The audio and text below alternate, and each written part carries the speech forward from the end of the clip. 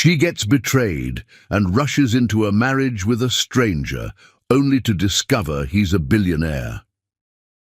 Hello, my very beautiful family. Welcome home to Mr. Peter Stories, a place where every word is wrapped in love and every story touches the soul.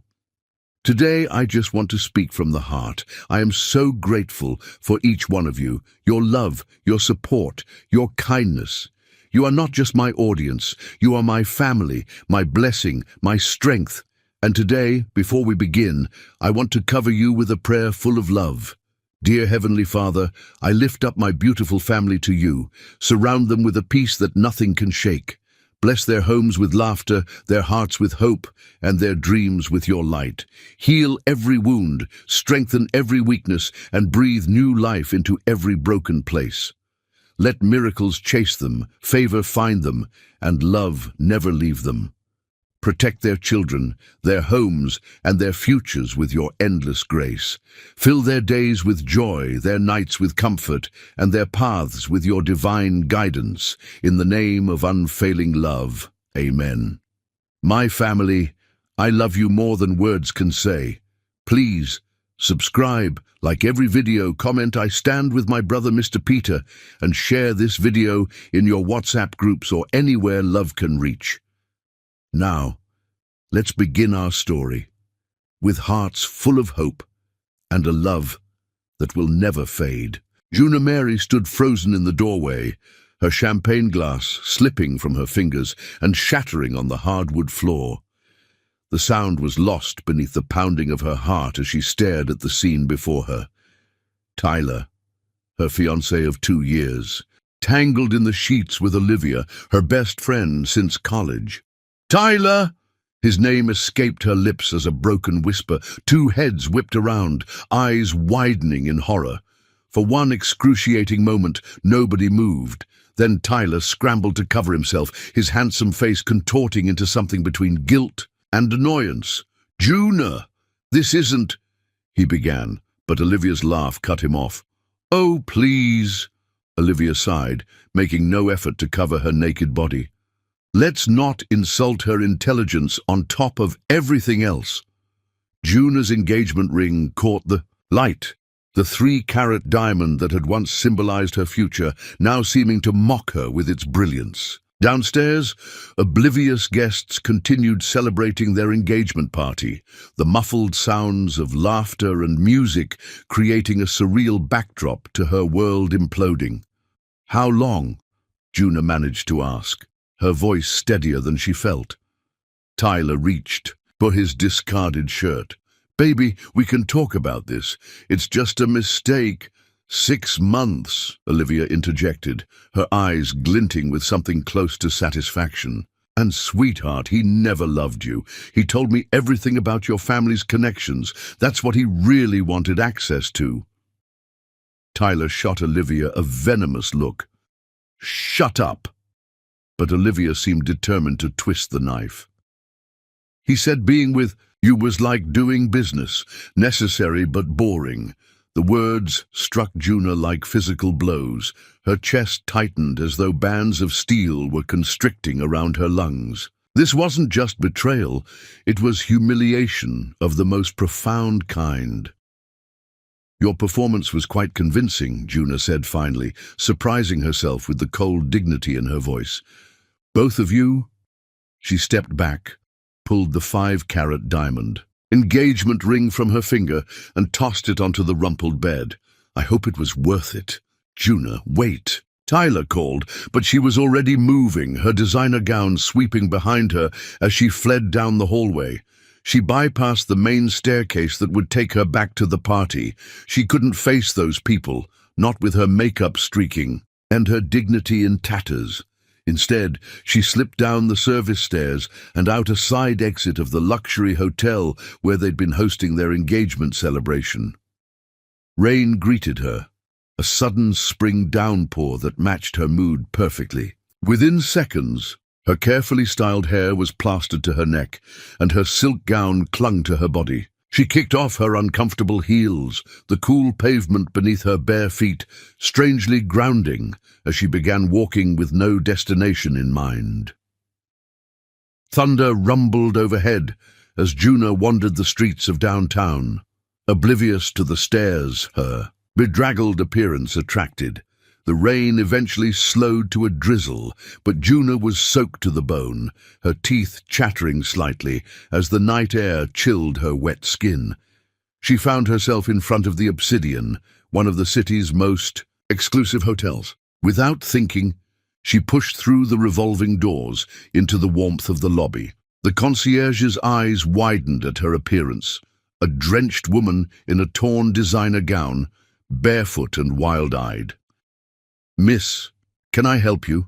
he asked, already reaching for the phone, perhaps to call security. "The bar," Juna said, her voice hoarse.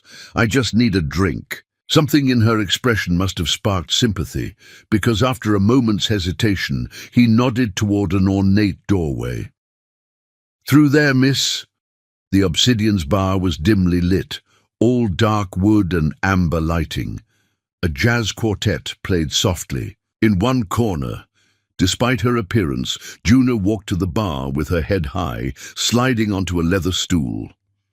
"Manhattan, please," she told the bartender, who raised an eyebrow but nodded. As the bartender prepared her drink, Juna became aware of a presence beside her, a man taking the seat 2 stools away. She felt his gaze but didn't turn. She wasn't interested in becoming some stranger's anecdote about the crazy woman he met in a bar. "Rough night?" His voice was deep, with a hint of something she couldn't place. Amusement, perhaps, but not unkind.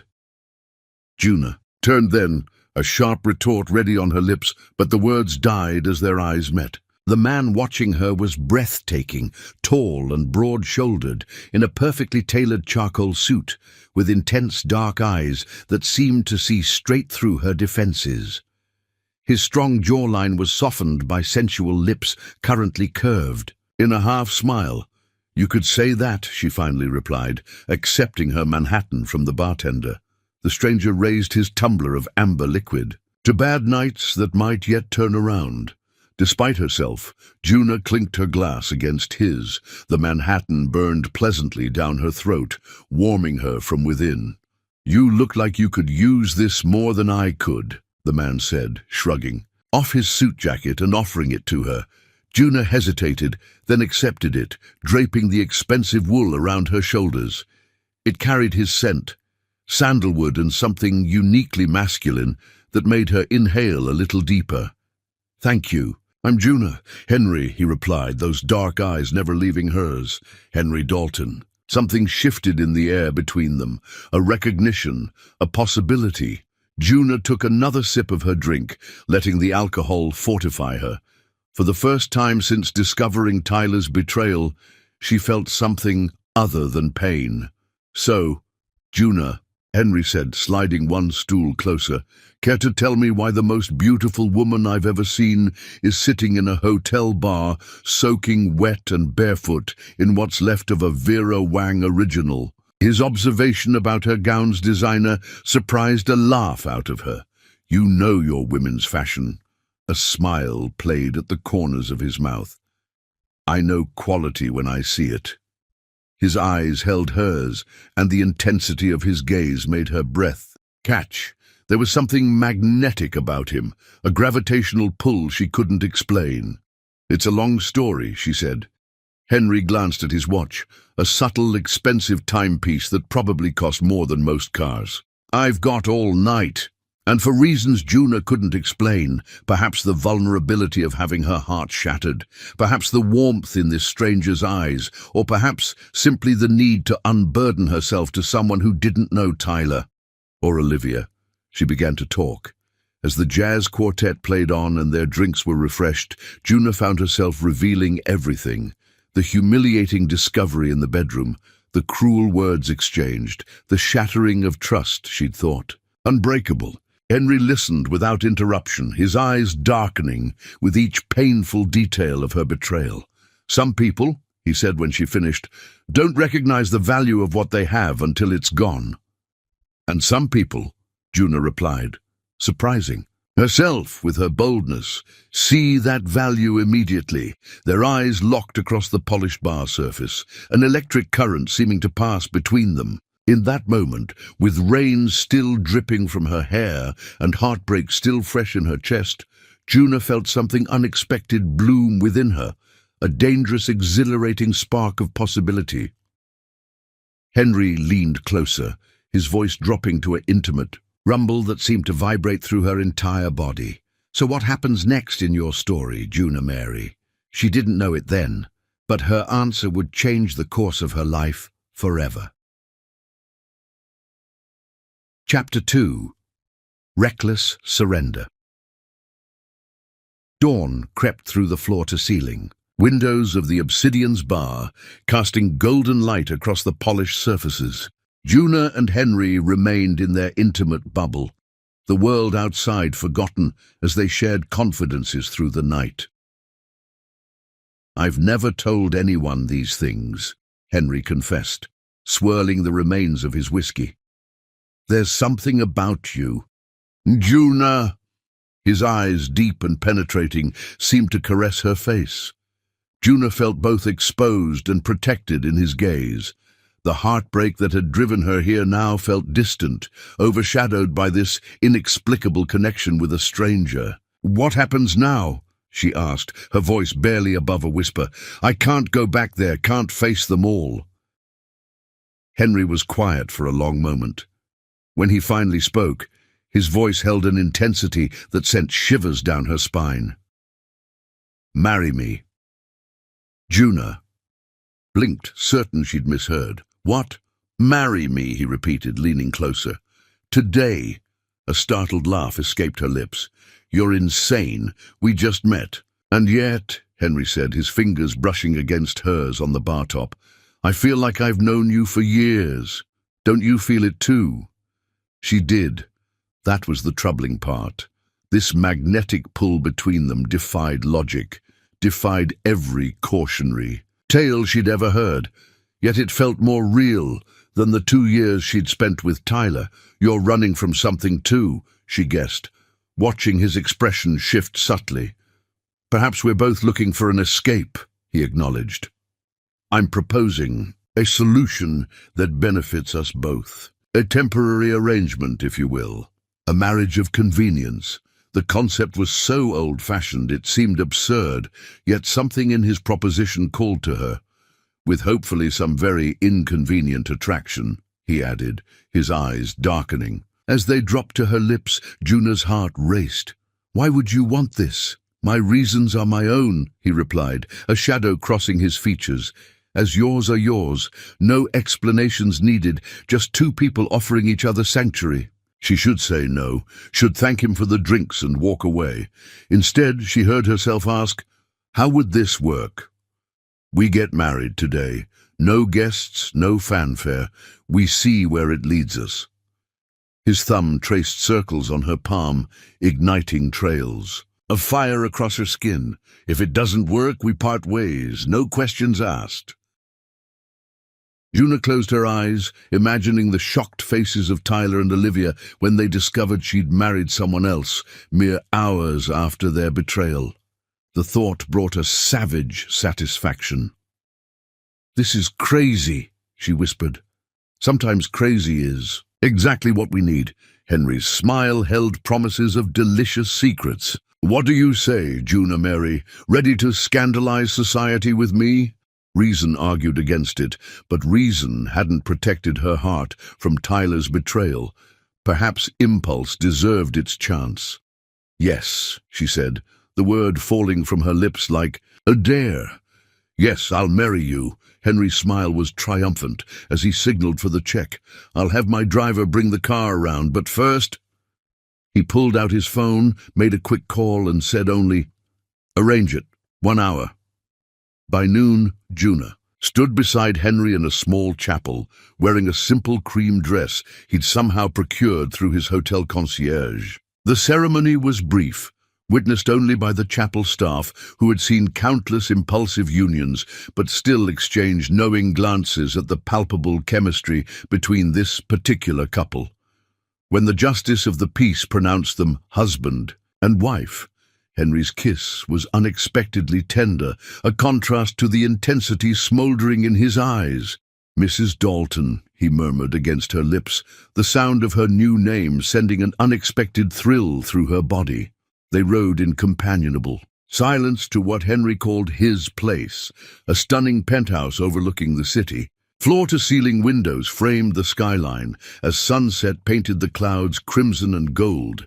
"Drink?" Henry offered, moving to a well-stocked bar.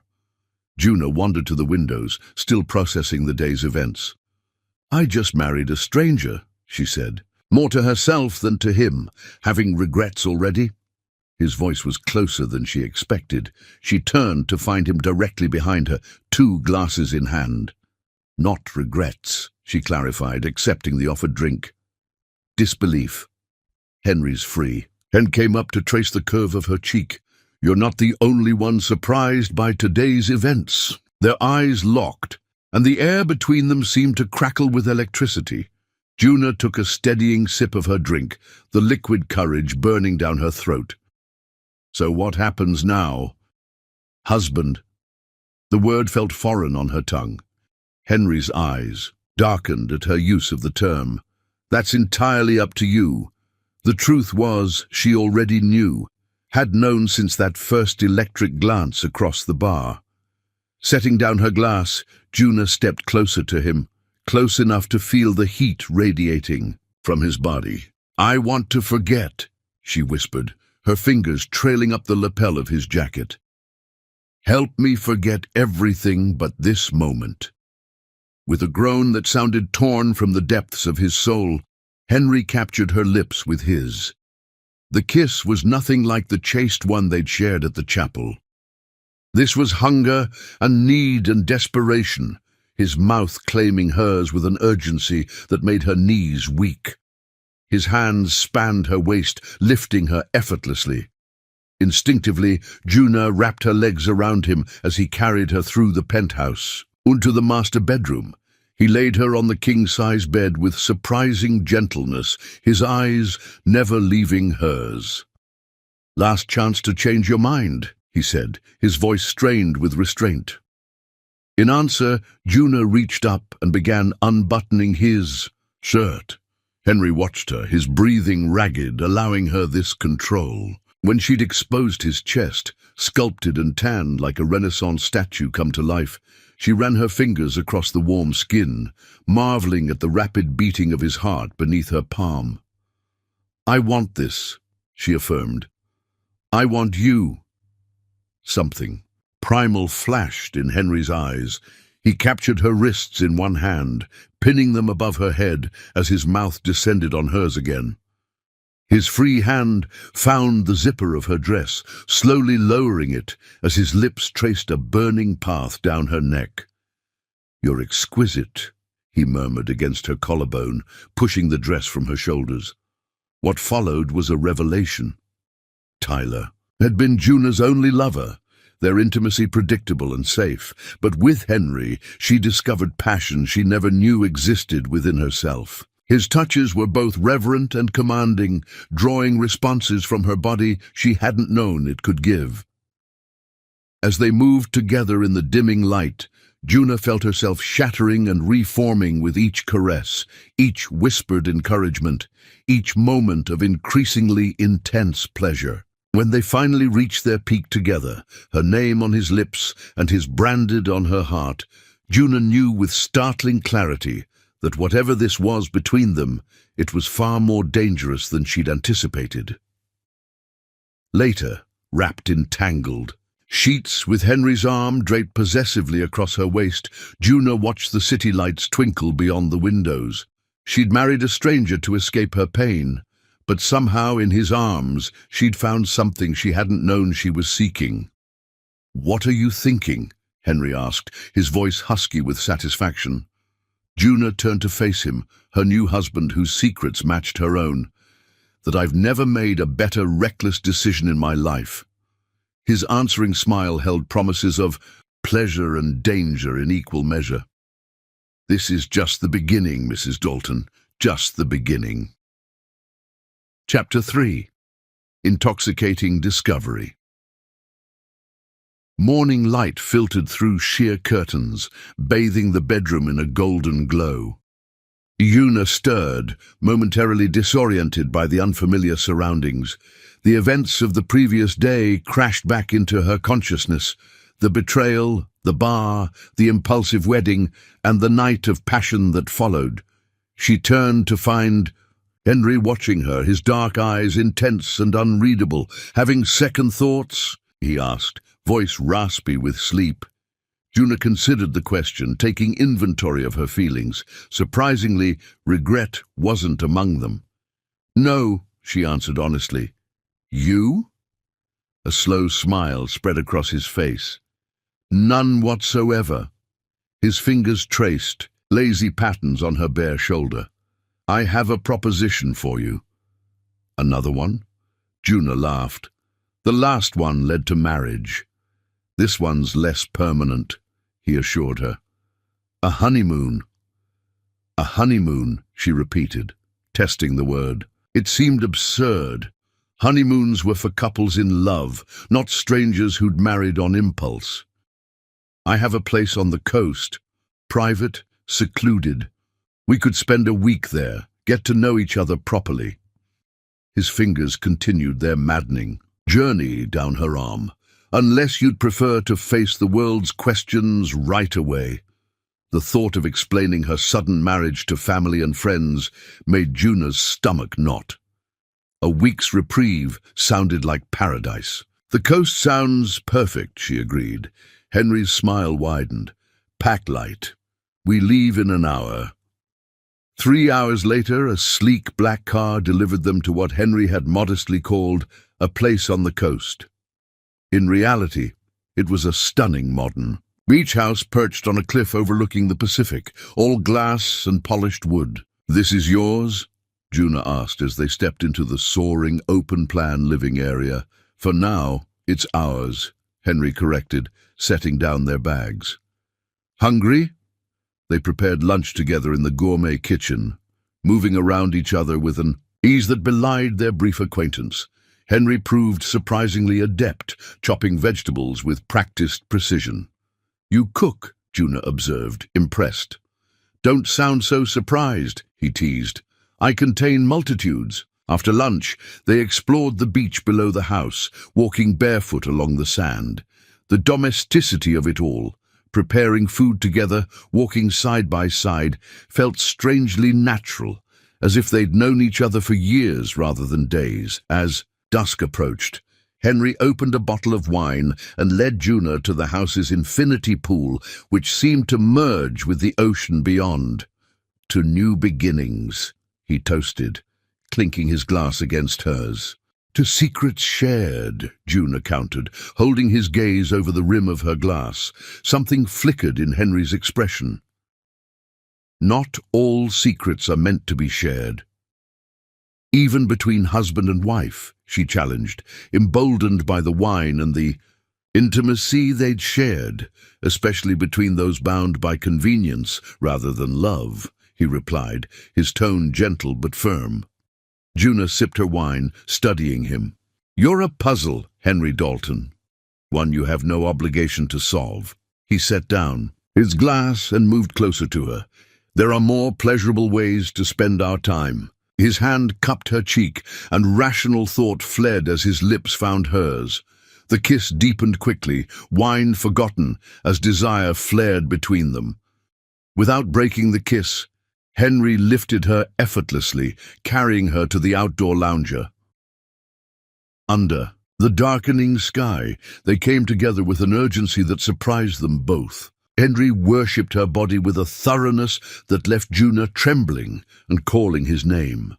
Later, as they lay entwined beneath the stars, Una realized with startling clarity that whatever arrangement had brought them together, it had evolved into something neither had anticipated. The days that followed established a pattern, mornings spent exploring the coastline, afternoons filled with conversations that skimmed the surface of their lives while avoiding deeper waters, and nights devoted to discovering each other's bodies with increasing familiarity and escalating passion. On their fourth day, A delivery arrived, groceries and fresh flowers brought by a staff member whose presence surprised Juna, as she hadn't realized the secluded property had regular service. The young man addressed Henry with a deference that immediately caught her attention. "Mr. Dalton," he said with a slight bow, "your additional requests have been arranged as specified. The chef will arrive at 6 as requested." "Thank you, Michael," Henry replied, signing the delivery confirmation with a practiced flourish that spoke of someone accustomed to authority. After James departed, Juna raised an eyebrow. "You seem to command quite a bit of respect," Henry shrugged casually. "I've been coming here for years." "And yet," she observed, arranging the fresh lilies in a crystal vase, "the staff acts like you own the place." A smile played at the corners of his mouth. "Perhaps I do." "You're being deliberately mysterious," she accused, but her tone was light. "Does it bother you?" he asked, coming up behind her to wrap his arms around her waist. "Yes," she admitted, "but it also intrigues me." His lips found the sensitive spot behind her ear. "Good. I'd hate to become predictable so soon in our marriage." That night, a storm rolled in from the ocean. Rain lashed against the windows as thunder rumbled overhead. They'd made dinner together, another domestic scene that felt both foreign and familiar. "Tell me something true," Juna requested as they sat before the fireplace, thunder punctuating the silence between them. Henry studied her face in the flickering light. "I didn't plan any of this. That makes 2 of us." She took a sip of her wine. "Yet here we are." "Here we are," he echoed, his eyes darkening with an emotion she couldn't name. "I've never brought anyone here before." The admission hung between them, weighted with significance. "Why me?" she asked softly. Instead of answering, Henry took the glass from her hand and set it aside. He pulled her onto his lap, his hands framing, her face with a tenderness that contrasted with the storm's violence outside. "Because I haven't been able to think straight since I saw you in that bar," he admitted, his voice rough with emotion. "Because there's something between us that defies explanation." The raw honesty in his eyes made Juna's heart race. She leaned forward, capturing his lips with hers, pouring every confusing emotion of the past days into the kiss. What followed was different from their previous encounters. Where before there had been urgency and passion, now there was a deliberate exploration, an unhurried discovery of each other's bodies that felt almost reverential. Henry lavished attention on every inch of her skin, whispering praise against her collarbone, her hip bone, the inside of her thigh. When he finally moved above her, their gazes locked in a connection that transcended the physical. Juna felt something shift between them, something profound and terrifying in its intensity. Afterward, as they lay tangled together, listening to the storm recede, Juna traced idle patterns on Henry's chest. "You've ruined me," she whispered, only half joking. His arm tightened around her. "How so? How could I ever go back to ordinary life after this?" Henry's chuckle rumbled beneath her ear. "Who says you have to?" Their honeymoon days blended together in a haze of pleasure and discovery, creating a timeless bubble away from reality. On their final morning, Juna woke to find Henry on the phone, his tone clipped and authoritative as he spoke about the board and quarterly projections, words that seemed jarringly out of place in their romantic retreat. He ended the call abruptly when he noticed her watching. "Trouble?" she asked. "Nothing I can't handle." He smiled, but it didn't quite reach his eyes. "Unfortunately, real life beckons. We need to head back today." As they packed, Juna found herself reluctant to leave the bubble they'd created. In this secluded paradise, she'd begun to feel emotions for Henry that went far beyond physical attraction. Emotions that both thrilled and terrified her. "Ready?" Henry asked, appearing in the doorway with their bags. Juna nodded, trying to ignore the sense that once they left this place, everything would change. She had no idea how prophetic that feeling would prove to be. As their car wound its way back toward the city, Henry's phone buzzed continuously with messages and calls he largely ignored. He seemed tenser with each passing mile, the carefree lover of the past week gradually replaced by someone more controlled, more guarded. "Where to?" Juna asked as they approached the city limits, suddenly realizing she didn't know where home was in this strange new life. Henry's expression was unreadable as he replied, "There's something I need to show you." The car turned onto a private road that wound uphill through manicured grounds. As they crested the hill, an imposing mansion came into view, a modern architectural masterpiece of glass and stone. "Henry," Juna began, confusion coloring her voice. "Where are we?" His eyes met hers, serious and intent. "Home, Juna, our home." As the car pulled up to the entrance, staff emerged to greet them. A distinguished older man opened Henry's door with practiced efficiency. "Welcome back, Mr. Dalton," he said. "The situation at the office has been contained as requested." "Thank you, Edwards," Henry replied, helping Juna from the car. As they entered the marble foyer with its soaring ceiling and museum-quality art, the truth dawned on Juna with crystal clarity. This was no ordinary home, and Henry was no ordinary man. "Who are you, really?" she whispered, the magnitude of her ignorance crashing down around her. Henry's expression was both apologetic and resolute. "Someone who should have been more honest from the beginning." He took her hand, his touch both familiar and suddenly foreign. "We have a lot to talk about." Chapter 4. Gilded Cage. Juna stood in the center of Henry's study. No, their study now. Apparently, struggling to process the magnitude of what she was seeing. Floor-to-ceiling bookshelves lined one wall, while another featured a massive fireplace flanked by original artwork she recognized from gallery exhibitions. The wall behind his desk was entirely glass, offering a panoramic view of the city below. "You're Henry Dalton," she said finally, her voice unnaturally calm. "The Henry Dalton. Dalton Industries." He nodded once, watching her carefully. "Yes, billionaire, reclusive CEO, the man Forbes called the most enigmatic figure in modern business." Each word felt like another piece of a puzzle she should have solved sooner. "The press exaggerates," he said, but there was no denial in his tone. Juna laughed, the sound brittle even to her own ears. "Really? Which part? The billions? The business empire? Or just the enigmatic part?" "Juna, you let me believe you were just some guy, some random man in a bar." The betrayal felt fresh, cutting through the happiness of their honeymoon week. "I married you thinking we were equals." Henry moved toward her, but she backed away. "We are equals," he insisted. "How?" she demanded. "You have all the power here, all the information. I don't even know who I married." "You know me better than anyone," Henry countered, his voice low and intense. "What happened between us at the beach house? That was real. The man you married is the real me, not the persona in business magazines." "But you lied to me." "I never lied," he corrected. "I just didn't volunteer information you didn't ask for." Juna's eyes narrowed. "That's semantics, and you know it." "Perhaps," he conceded. "But would you have married me if you'd known who I was?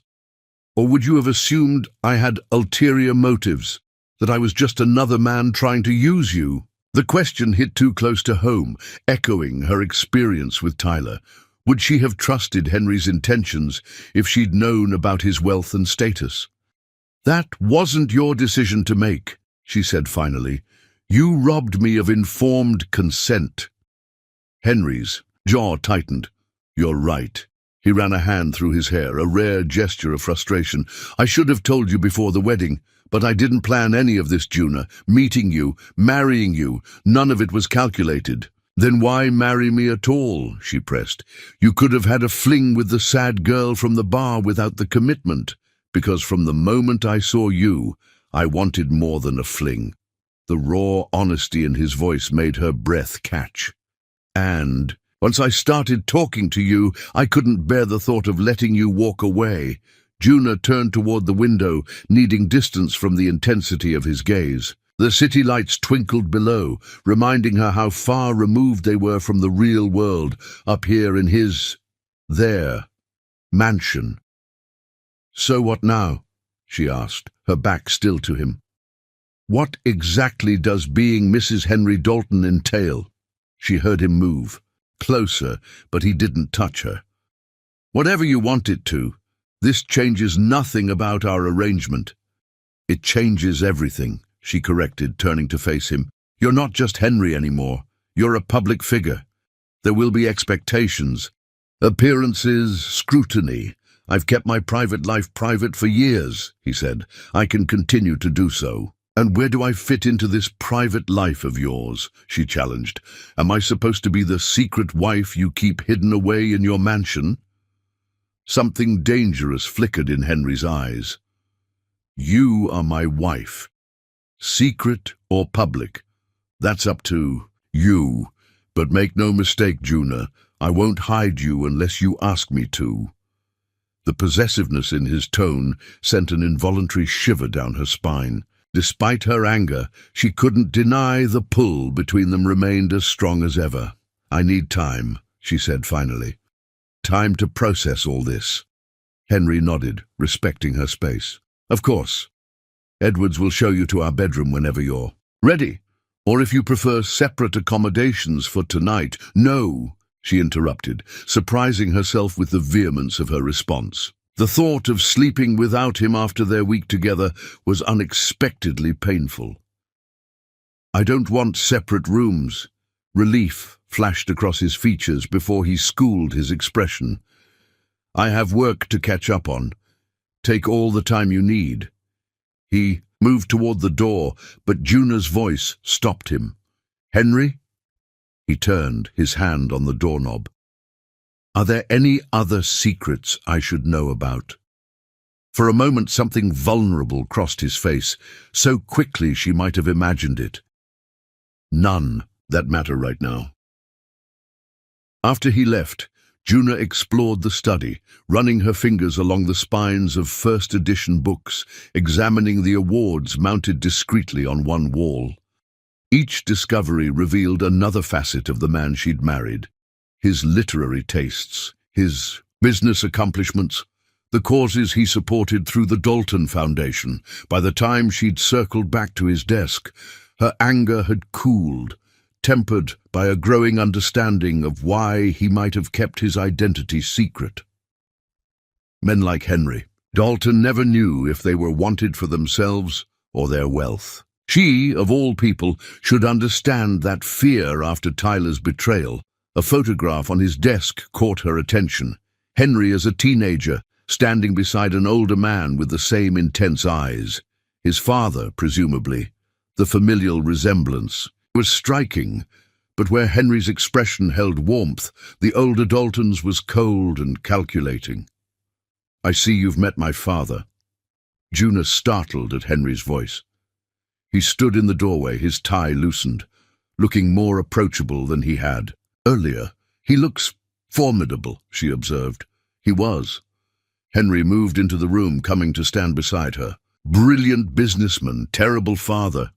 Was. He died 5 years ago. Henry's tone was neutral, but Juna sensed currents beneath the surface. Heart attack in the middle of a board meeting. Fitting, really. The company was always his true love. Juna studied his profile, seeing new lines of tension she hadn't noticed during their honeymoon. Is that why you keep your private life so private? Because of him? Henry's laugh held little humor. Perceptive? Yes, partly. My father believed personal attachments were weaknesses to be exploited. He lived by that philosophy, and he made sure I understood the lessons.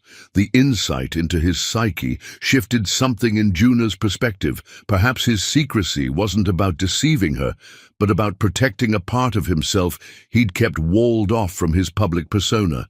"I'm still angry," she said quietly. "You have every right to be. But I also understand, I think." She turned to face him fully.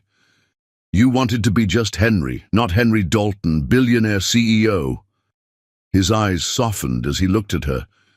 "With you, I'm just Henry. That's what these past days have meant to me." Something in his expression, vulnerability beneath the powerful exterior, touched her deeply. Her anger hadn't disappeared, but it was now tempered by understanding. They had both been protecting parts of themselves, hiding behind facades born of past pain. Juna moved toward him slowly, each step a conscious choice to trust again, to meet him halfway. "Show me," she whispered. Henry's brow furrowed in confusion. "Show you what? That you're still the same man I married? That beneath the wealth and power, you're still my Henry?" She gestured to their opulent surroundings. "Show me that all this doesn't change what's between us." Understanding dawned in his eyes, followed by a heat that made her breath catch. The tension that had built between them, anger, hurt, desire, crackled in the air like electricity before a storm. In one fluid movement, he swept the contents of his desk to the floor, files and documents scattering across the expensive carpet. "What are you—" Before she could finish, Henry lifted her onto the cleared surface, his hands at her waist. "Being the real me," he growled, his lips claiming hers in a kiss that obliterated thought.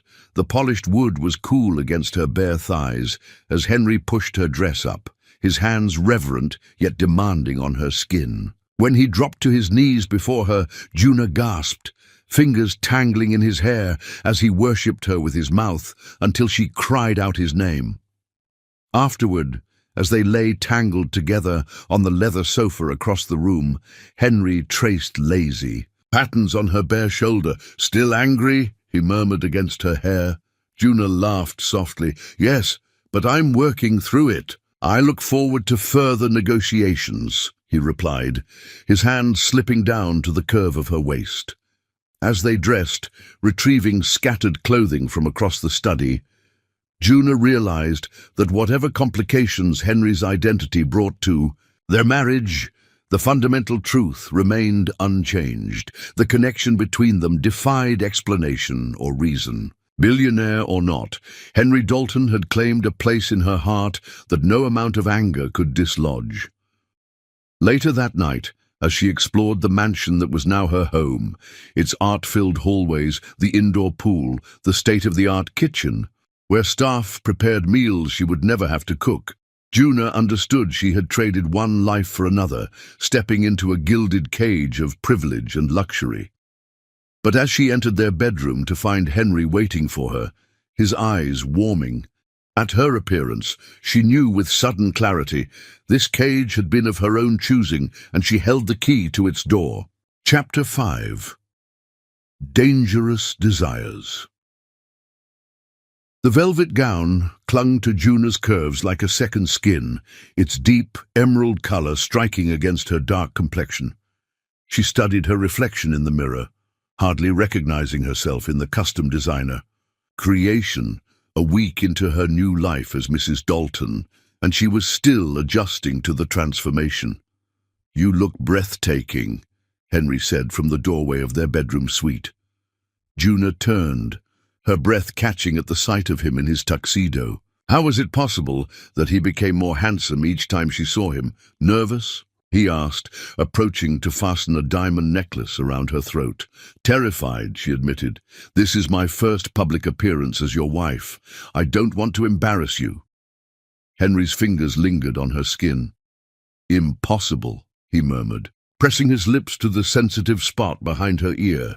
"Just be yourself. That's the woman I married. A woman who still doesn't know which fork to use for the fish course," she reminded him. His low laugh vibrated against her neck. "Follow my lead. And remember—" His eyes met hers in the mirror, suddenly serious.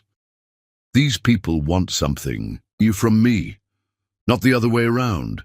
The annual charity gala for the Dalton Foundation was, Henry had explained, the one society event he couldn't avoid.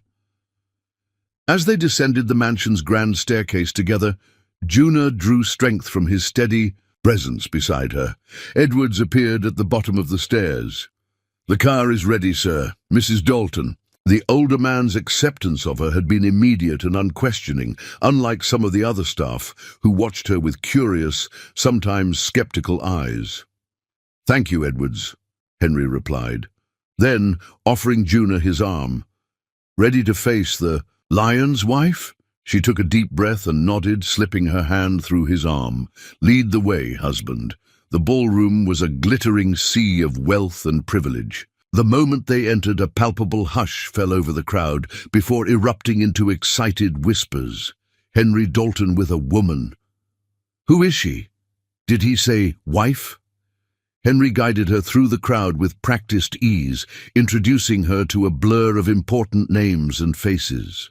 Juna maintained her composure, though she felt the weight of critical assessment in every glance, the calculation behind every smile. "You're doing wonderfully," Henry murmured as they moved between groups. "They're fascinated by you. They're trying to figure out what a man like you sees in someone like me," she replied quietly. His hand tightened possessively on her waist. "Let them wonder." As Henry was pulled into conversation with an elderly board member, Juna excused herself to visit the ladies' room. She was applying lipstick when the door opened and a striking blonde entered, her ice blue gown emphasizing a model, thin figure. "So," the woman said, her voice dripping with false sweetness, "you're Henry's latest distraction." Juna met the woman's gaze in the mirror. "I'm Henry's wife, actually." The blonde laughed, the sound like breaking glass. "Wife? Oh, darling, that's adorable." She moved closer, her perfume expensive and cloying. "I'm Victoria Blake, Henry, and I have history." "How nice for you," Juna replied evenly, though her heart hammered in her chest. Victoria examined her critically. "I'll give Henry credit, you're certainly beautiful. But you're not his type. Trust me, I know what Henry likes." "And yet," Juna observed, turning to face her directly, "I'm the one wearing his ring." Something ugly flashed in Victoria's eyes. For now, as the woman sauntered out, Juna steadied herself against the marble counter. This, she realized, was just the beginning of the challenges her new position would bring. When she returned to the ballroom, she found Henry scanning the crowd, tension visible in the set of his shoulders, until he spotted her. He crossed to her. "Immediately, everything all right?" he asked, his brow furrowed. "I just met Victoria Blake," Juna replied, watching his reaction carefully. A muscle twitched in Henry's jaw. "I see. She seemed quite familiar with you." "Victoria and I dated briefly," he admitted. "It ended badly." "She implied it was more than brief," Juna pressed. Henry's eyes darkened. "Victoria has a talent for rewriting history to serve her purposes." He took Juna's hand, his thumb caressing her wedding band. "Whatever she told you—" "She told me I'm not your type," Juna interrupted. Something dangerous flickered in Henry's expression. Without warning, he pulled her closer, one hand splayed possessively across her lower back. "You want to know my type, Juna?" His voice was low, meant only for her ears. "My type is a woman who challenges me, who sees beyond the wealth and power, to the man beneath, a woman who makes me forget everything but the taste of her skin." Before she could respond, his mouth captured hers in a kiss that was both claiming and reverent. The ballroom around them faded away as Juna surrendered too, the heat of his touch. When they finally broke apart, she became aware of the silence that had fallen over the nearby crowd. Victoria stood across the room, her face a rigid mask of fury. "I think," Henry said, satisfaction evident in his tone. "We've made our point." For the remainder of the evening, Henry kept her close, his hand rarely leaving the small of her back, a silent declaration of possession that thrilled her more than it should have. As they circulated, Juna began to notice the complex social dynamics at play. The men who deferred to Henry while eyeing her with speculation. The women who assessed her jewelry, her dress, her every word for signs of weakness. "They're trying to figure out if I married you for your money," she murmured to Henry during a quiet moment. "And if I married you for your body," he added with a wry smile. "People like these understand transactions, not connections." "Is that what we have? A connection?" Henry's eyes found hers, their intensity making her breath catch. "You know we do." As the evening drew to a close, Juna found herself approached by a distinguished older woman with silver hair and knowing eyes that missed nothing. "You must be the mysterious Mrs. Dalton who's caused such a stir," the woman said, extending a hand adorned with a single, perfectly set emerald. "I'm Margaret Whitfield. I've served on the Dalton Foundation board since Henry was in short pants." Juna shook her hand, immediately drawn to the woman's directness. "It's a pleasure to meet you, Mrs. Whitfield." "Margaret, please. Mrs. Whitfield makes me sound like someone's governess." Her shrewd eyes assessed Juna with interest, rather than the judgment she'd faced from others. "I must say, you're quite the surprise." "I've known Henry since he was a boy," Margaret said, her shrewd eyes assessing Juna. "I've never seen him look at anyone the way he looks at you." Juna glanced across the room to where Henry stood in conversation with several men in expensive suits. As if sensing her gaze, he looked up, his expression softening when their eyes met. "I hope you don't mind an old woman's curiosity," Margaret continued, "but your marriage seems rather sudden." "Sometimes you just know," Juna replied simply. Margaret's laugh was surprisingly warm. "Indeed, my Harold proposed on our second date. Everyone said we were mad. We celebrated 50 years together before he passed." Before Juna could respond, a commotion near the entrance drew everyone's attention. Victoria Blake, clearly intoxicated, was gesturing wildly toward Juna. "Ask her," Victoria's voice carried across the ballroom. "Ask Henry's precious new wife where he found her. In a bar, drowning her sorrows over some other man." The crowd's reaction was immediate. Horrified gasps and avid whispers. Juna felt heat rush to her face as dozens of eyes turned toward her. Before she could move, Henry was at her side, his arm protectively around her waist. "Victoria," he said, his voice calm but carrying a warning that made several nearby guests step back. "You're drunk. I suggest you leave before you embarrass yourself further." "Embarrass myself?" Victoria laughed bitterly. "You're the one who married a complete stranger. What's the matter, Henry? Tired of women who know your game?" Margaret Whitfield stepped forward, her elderly frame somehow imposing. "That's quite enough, Victoria. Security will escort you out."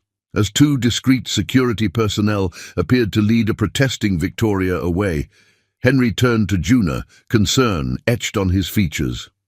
"I'm sorry," he murmured. "We can leave if you want." Juna considered it for a moment, then straightened her shoulders. "No, I'm your wife. This is where I belong." Something like pride flashed in Henry's eyes. He raised her hand to his lips, pressing a kiss to her knuckles in a gesture that was both courtly and possessive. The remainder of the evening passed in a blur, but Juna was aware of a subtle shift in the room's energy. Where before she had been an oddity, an outlier, she now found herself treated with a new deference, whether from respect for her composure during Victoria's outburst or from fear of Henry's evident devotion. She couldn't be sure. It was past midnight when they finally returned home, the mansion quiet and still. Juna kicked off her heels in the foyer, sighing with relief. "You were magnificent tonight," Henry said, watching her with an intensity that made her pulse quicken. "Even when your ex-girlfriend announced to everyone that you found me in a bar? Especially then." He moved closer, his fingers tracing the curve of her cheek. "You didn't flinch, didn't run." "I'm not ashamed of how we met," Juna replied. "Are you?" Instead of answering, Henry swept her into his arms, carrying her up the grand staircase toward their bedroom. "Let me show you exactly how I feel about my bar-found bride." In their room, he undressed her slowly, reverently, as if unwrapping a priceless gift. When she stood before him in nothing but the diamond necklace, his eyes darkened with desire. "You outshone every woman in that room tonight," he murmured, his fingers tracing the curve of her hip. "Do you have any idea what it did to me, watching you charm those stuffy board members?" Seeing Victoria's face when she realized she couldn't touch what we have, Juna reached for him, unfastening his tie with trembling fingers. "Show me." What followed was unlike anything they'd shared before, a claiming, a possession, a devotion, expressed in the language of touch and taste. Henry worshipped her body with a thoroughness that left her sobbing his name, his whispered praises against her skin like prayers. Later, as they lay tangled in silk sheets, Juna traced idle patterns on Henry's chest, feeling the steady beat of his heart beneath her palm. "Victoria won't be the last, will she?" she asked softly. "The last person from your past who tries to come between us." Henry's arm tightened around her. "No, but they'll all fail just as she did." "How can you be so sure?" He tilted her face, up to his expression more vulnerable than she'd ever seen it. "Because what I feel for you terrifies me, Juna. I've spent my life avoiding this weakness, this need, and now that I've found you, I won't let anyone take it away." The raw honesty in his voice stole her breath. This was not the smooth, controlled billionaire the world knew. This was her Henry, passionate, possessive, and unexpectedly vulnerable. "I'm falling for you," she confessed, the words slipping out before she could stop them. "I know it's fast, I know it's crazy," but his kiss silenced her, deep and consuming, a physical manifestation of the emotions swirling between them. "Not crazy," he murmured against her lips. "Inevitable." As dawn broke over the city, bathing their room in golden light, Juna watched Henry sleep. His features softened, the weight of his public persona temporarily set aside. She realized with startling clarity that somewhere between that first night at the bar and this moment, her impulsive marriage had evolved into something neither of them had anticipated. A connection that ran soul deep, dangerous in its intensity, and thrilling in its potential. Whatever challenges lay ahead, Victoria's hostility, society's judgment, the secrets Henry still kept locked away, they would face them together. For now, in the sanctuary of their shared bed, that was enough. Chapter 6. Poisonous Reunion. Rain pattered against the windows of Henry's, their favorite restaurant, an exclusive place tucked away in the corner of the city where privacy was guaranteed. 3 weeks into their marriage, they had established a fragile routine, finding their rhythm as couple while Juna adjusted to her new role. To 1 month of impulsive decisions, Henry toasted, raising his wineglass. Juna clinked her glass against his. "Has it really only been a month?" 32 days since I saw you walk into that hotel bar," he confirmed, his eyes warming with the memory. "Best night of my life." "Even though I was a mess," she teased. "You were magnificent," he corrected, wounded but unbroken. The sincerity in his voice made her blush. She was about to respond when her gaze caught on a familiar figure entering the restaurant, and the words died in her throat. Henry noticed her sudden tension. "What is it?" Unable to speak, Juna simply nodded toward the maitre d's station, where Tyler now stood, accompanied by a woman who wasn't Olivia, Her ex-fiancé was scanning the restaurant, and when his eyes landed on her, shock registered on his features before being replaced by something calculating. "Juna?" Henry's voice held a note of concern. "It's Tyler," she whispered. "My ex." Henry's expression darkened instantly. He reached across the table to take her hand, his thumb brushing soothingly across her knuckles. "Do you want to leave?" Before she could answer, Tyler was approaching their table, his companion trailing behind, looking confused. "Juna?" Tyler said, his voice laced with false warmth. "What an incredible coincidence." "I doubt that," she replied coolly, drawing strength from Henry's steady presence. Tyler's gaze shifted to Henry, then to their clasped hands and the wedding rings that glinted in the restaurant's soft lighting. "Aren't you going to introduce me to your friend?" Juna felt Henry's hand tighten almost imperceptibly around hers. "Tyler, this is Henry Dalton, my husband." She took grim satisfaction in watching Tyler's expression cycle rapidly through disbelief, recognition, and calculation. Of course he would know the Dalton name. "Husband?" Tyler's laugh held an edge of disbelief. "It's been what? A month since our engagement." 32 days, Henry interjected smoothly, his tone pleasant but his eyes cold. "And you are—" "Tyler Bennett," he replied, extending a hand that Henry briefly shook. "Juna and I were engaged until recently." "Yes," Henry said with deceptive mildness. "I believe you were otherwise occupied at your engagement party with her best friend, if I recall correctly." Tyler had the grace to look uncomfortable. "That was a misunderstanding." "Was it?" Juna found, her voice, anger giving her courage, "because it seemed pretty clear to me." An awkward silence fell, broken when Tyler's forgotten date cleared her throat. "Oh," Tyler said, startled. "This is Melissa."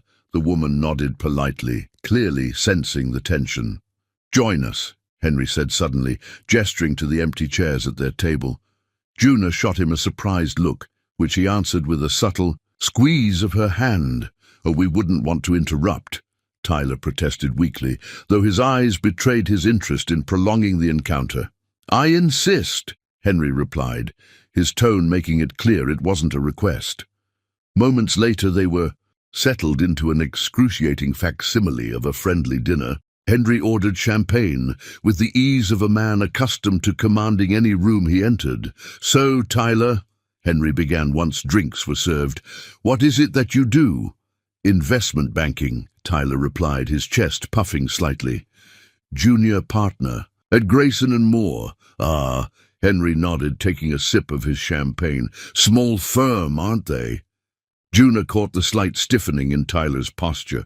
Grayson and Moore was one of the city's most prestigious boutique investment banks, but clearly minuscule compared to Dalton Industries. "They're quite selective," Tyler said defensively. Henry merely smiled.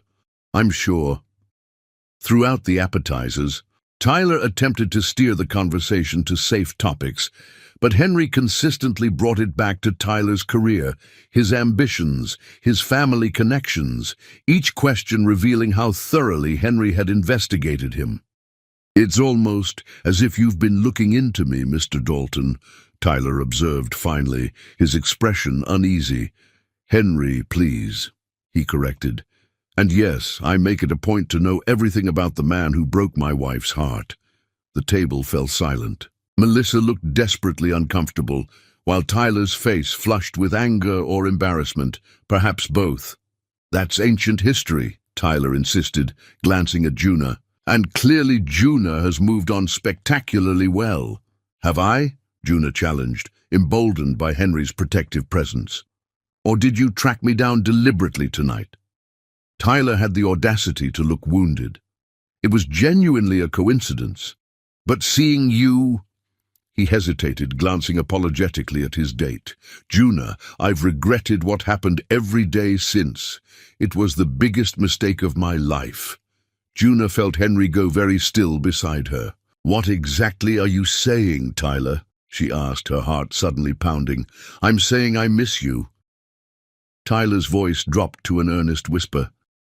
"This whirlwind marriage, it's not you, Juna. We had 2 years together. You can't tell me you've forgotten everything we shared." Before she could respond, Henry's voice cut through the tension, deceptively casual. "Tell me, Tyler, how's Olivia these days?" The question seemed to catch Tyler off guard. "What?" "Olivia," Henry repeated. "Juna's former best friend. The woman I believe you were intimately involved with on the night of your engagement party. I'm curious about her current status."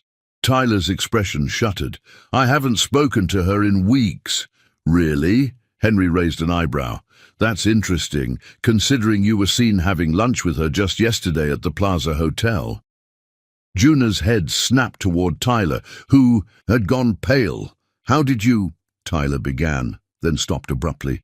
"I make it my business to know when people might pose a threat to my wife's happiness," Henry replied, all pretense of cordiality gone from his voice. "Including when her ex-fiancé coordinates with her former best friend to engineer a coincidental meeting where he can play the repentant lover." "That's not," Tyler protested, but Henry cut him off. "It wasn't until my investigation into your recent financial difficulties that I understood your sudden renewed interest in Juna." Henry's voice remained conversational, but his eyes had turned cold. "Grayson and Moore is on the verge of collapse after that failed merger with Westbrook Financial, isn't it? Just last week, they announced another round of partner demotions." Tyler's jaw tightened, confirming Henry's information was accurate. "And then," Henry continued, "through that poker game with Richard Kensington, your former roommate who now works for my acquisitions department, you learned that your ex-fiancée had married me." His smile was predatory.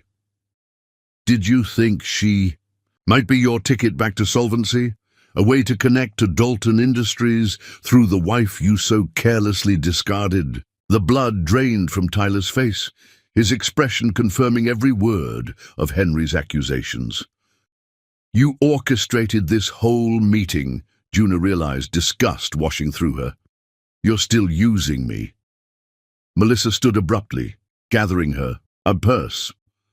"I think I should leave," she said, her voice tight with embarrassment. "Tyler, don't bother calling me again." She turned to Juna and Henry. "I'm sorry about this. I had no idea what I was being dragged into." After she left, Tyler dropped all pretense. "Fine," he snapped, his carefully maintained charm evaporating. "Yes, I knew Juna would be here tonight.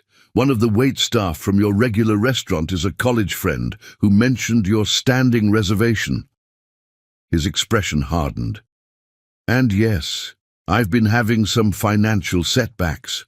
But that doesn't mean my feelings for you aren't real, Juna." "Your feelings for what I can do for you, you mean?" she replied coldly.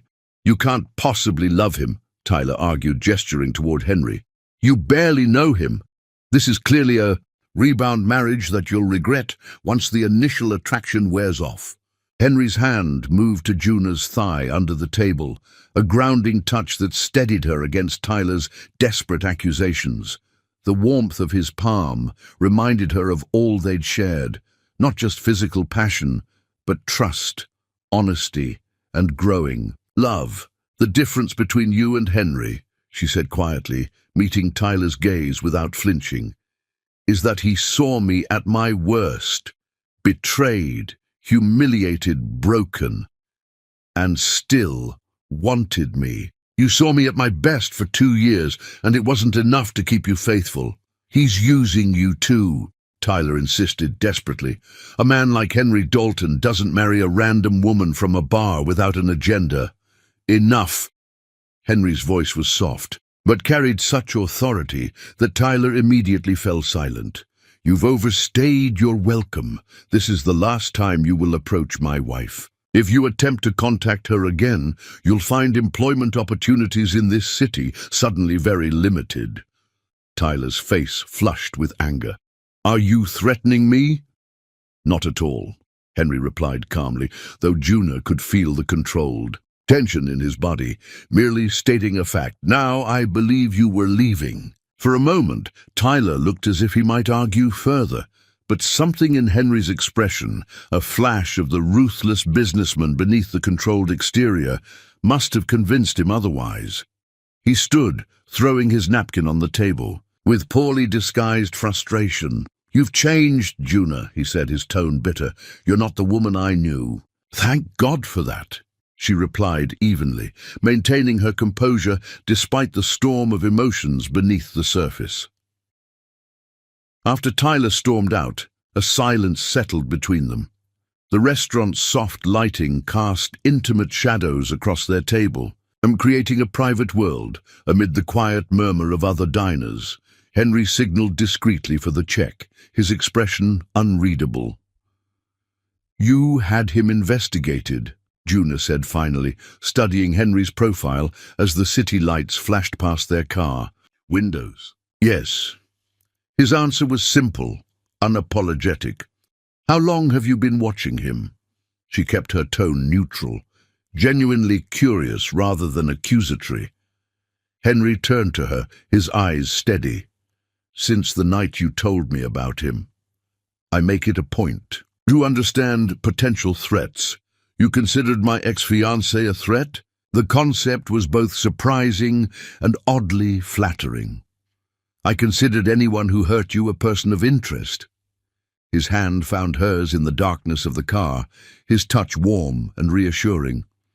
When his financial troubles began and he started making inquiries about you, that interest became active surveillance. The possessiveness in his tone should have alarmed her, but instead, it sent a thrill down her spine.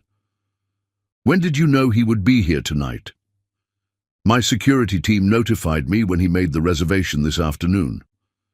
I considered having our dinner moved elsewhere, but decided you deserved the chance to confront your past on your terms."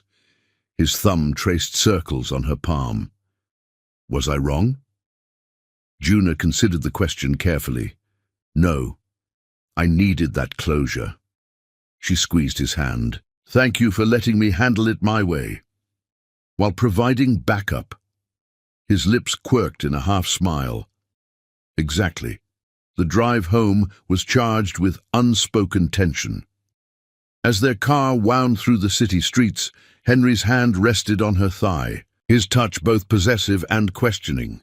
When they reached the mansion, Juna didn't wait for Edwards to open the door. She slipped out of the car and headed straight for the house, aware of Henry following close behind.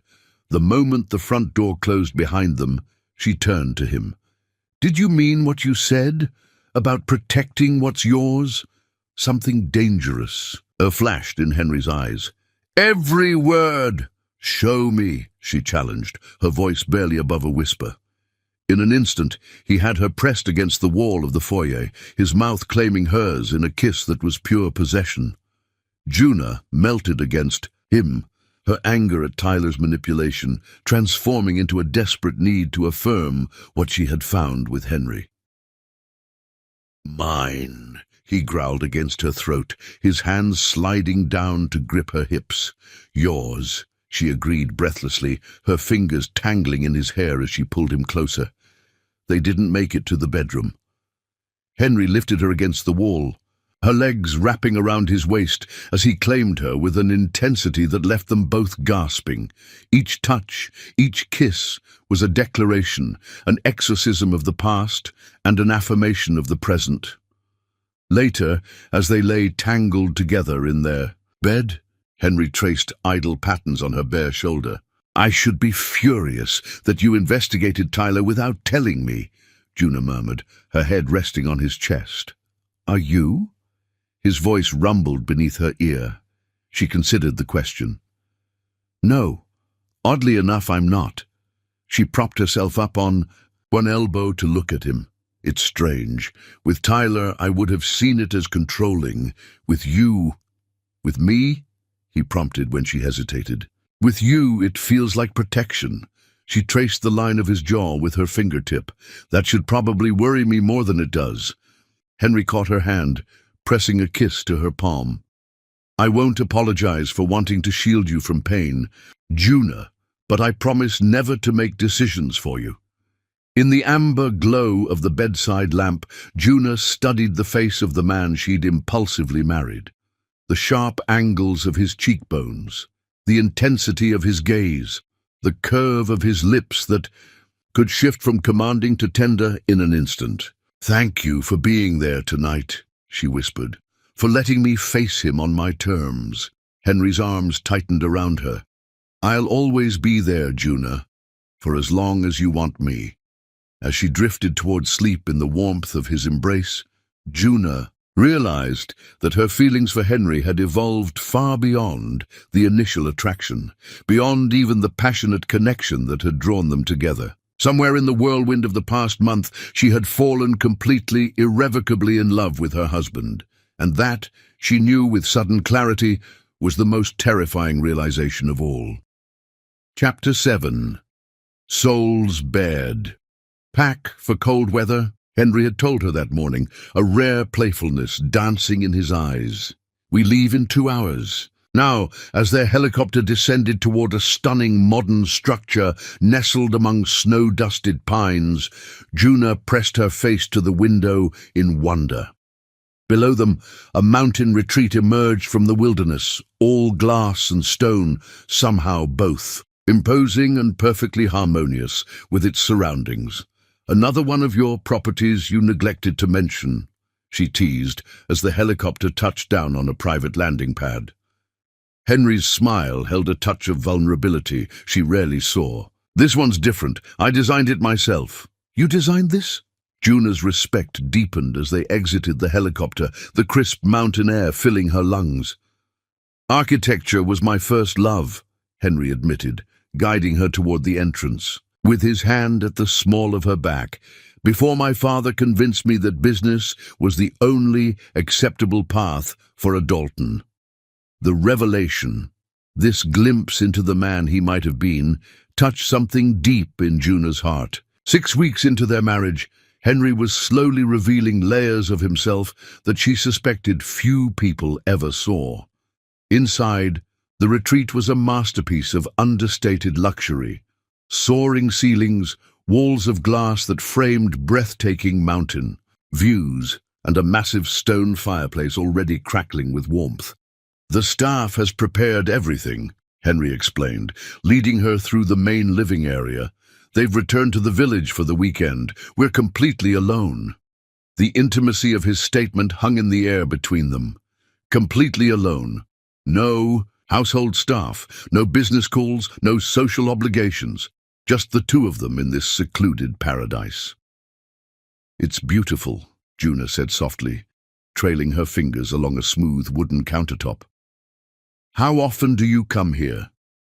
"Not often enough." Henry moved to pour them each a glass of wine from a bottle that had been left breathing. "This is my sanctuary, where I come when I need to remember who I am beyond the Dalton name." "And who is that?" she asked, accepting the glass he offered. His eyes met hers over the rim of his glass. "That's what I'm still figuring out." Later, after a dinner they prepared together in the gourmet kitchen, they settled before the massive fireplace. Outside, snow had begun to fall, delicate flakes swirling against the darkness beyond the windows. "This feels like another world," Juna observed, curled against Henry's side on the oversized sofa, "like we're the only two people who exist." That was the idea. His fingers trailed lazily up and down her arm. No distractions, no past, no future, just this moment. But the past was never truly gone, Juna knew.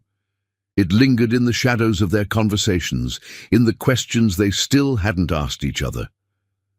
"Tell me about her," she said softly, feeling Henry tense beside her. "About who?" His voice was carefully neutral. "The woman who hurt you." Juna shifted to look at him. "I know there was someone. I can see it in your eyes sometimes, when you think I'm not looking." Silence stretched between them, broken only by the crackling of the fire. Just as Juna began to think he wouldn't answer, Henry's voice emerged, low and controlled. Her name was Rebecca. He stared into the flames, his posture rigid despite his casual position on the sofa. Rebecca Mercer. Juna remained quiet, giving him space to continue at his own pace. She sensed this was a story he rarely shared, perhaps had never shared completely with anyone. We met at Stanford. I was finishing my MBA, and she was in the law program. His voice softened with memory. She was extraordinary, brilliant, ambitious, with this uncanny ability to see solutions where everyone else saw only problems. A faint smile touched his lips before fading. We were together for 3 years, engaged for 1. Juna's heart constricted at the pain evident in his voice. What happened? Henry took a long swallow of his wine, his throat working as he prepared to excavate memories he'd clearly buried deep. After my father died suddenly, I was thrust into running Dalton Industries before I felt ready. Rebecca became my rock.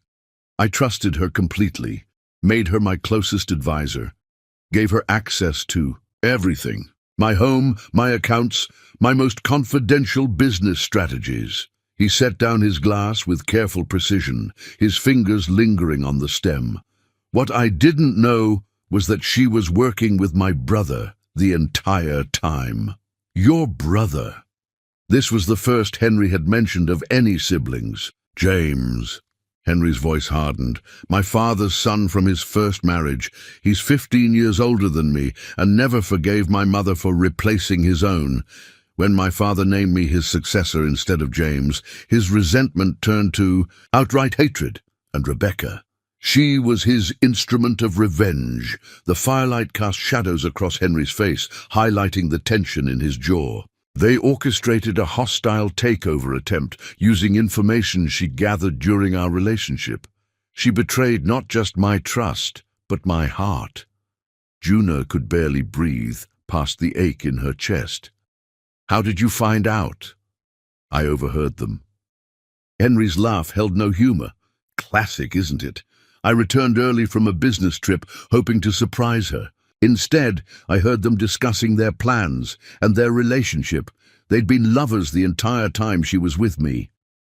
The parallels to her own betrayal by Tyler and Olivia weren't lost on Juna. No wonder Henry had understood her pain so completely that first night. What did you do? She asked softly. I confronted them. James was unapologetic, said it was what I deserved for stealing our father's company from him. Henry's voice remained steady, but Juna could feel the tension radiating from his body. Rebecca tried to deny it at first, then claimed she'd fallen in love with James during their conspiracy, that what we had was never real. That's why you keep your personal life so private, Juna realized, why you were so guarded, even with me at first. Henry nodded slowly. After Rebecca, I shut that part of myself away. Focused entirely on business, trusted no one. His eyes found hers, vulnerable in a way she'd never seen before. Until you. The weight of his confession settled between them, not just the facts of his betrayal, but what it meant that he'd shared this with her, that he'd allowed himself to be vulnerable again. The night we met, he continued, his voice softer now, I recognized something in you. A reflection of my own pain, perhaps, but also a strength I'd forgotten existed. Juna reached for his hand, threading her fingers through his. Is that why you proposed? Because you saw yourself in me? Partly, he admitted, but there was more.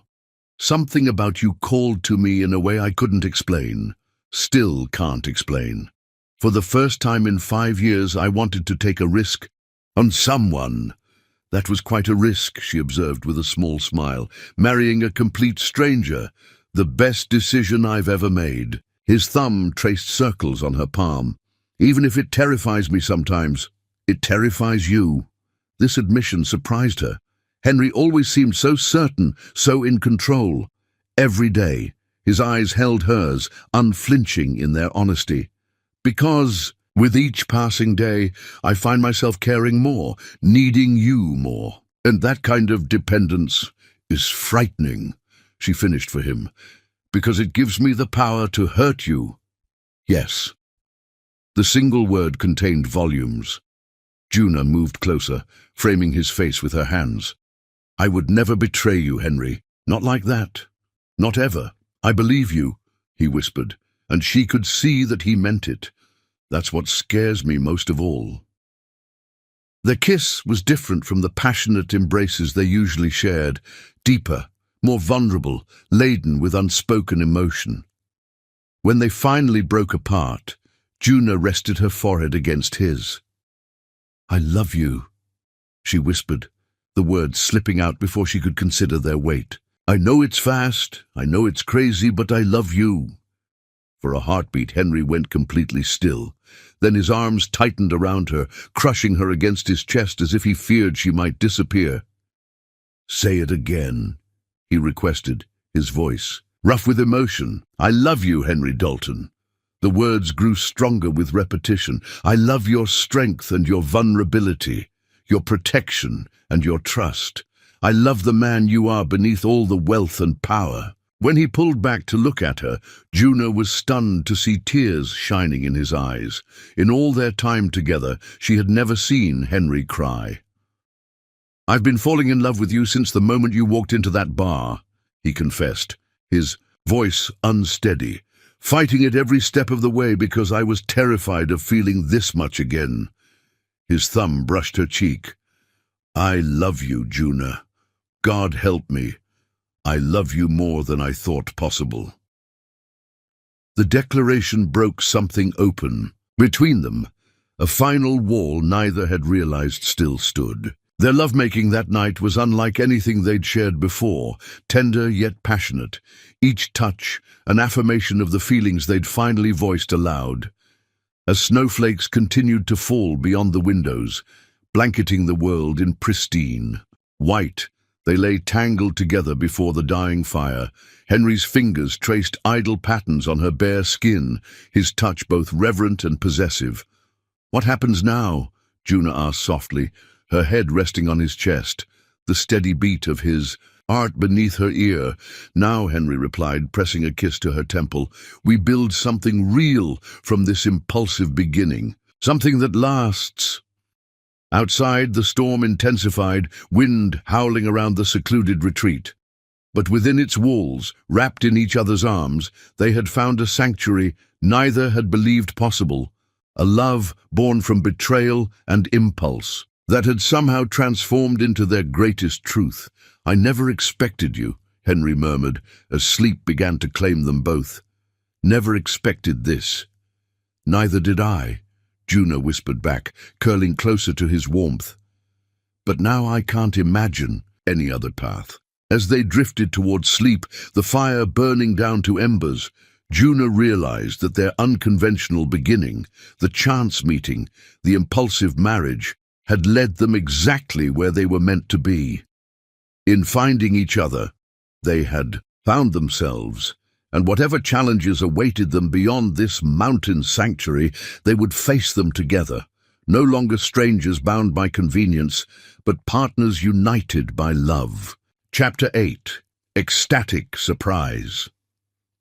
3 weeks after their return from the mountain retreat, Juna stood in the master bathroom of their mansion, staring at the plastic stick in her trembling hand.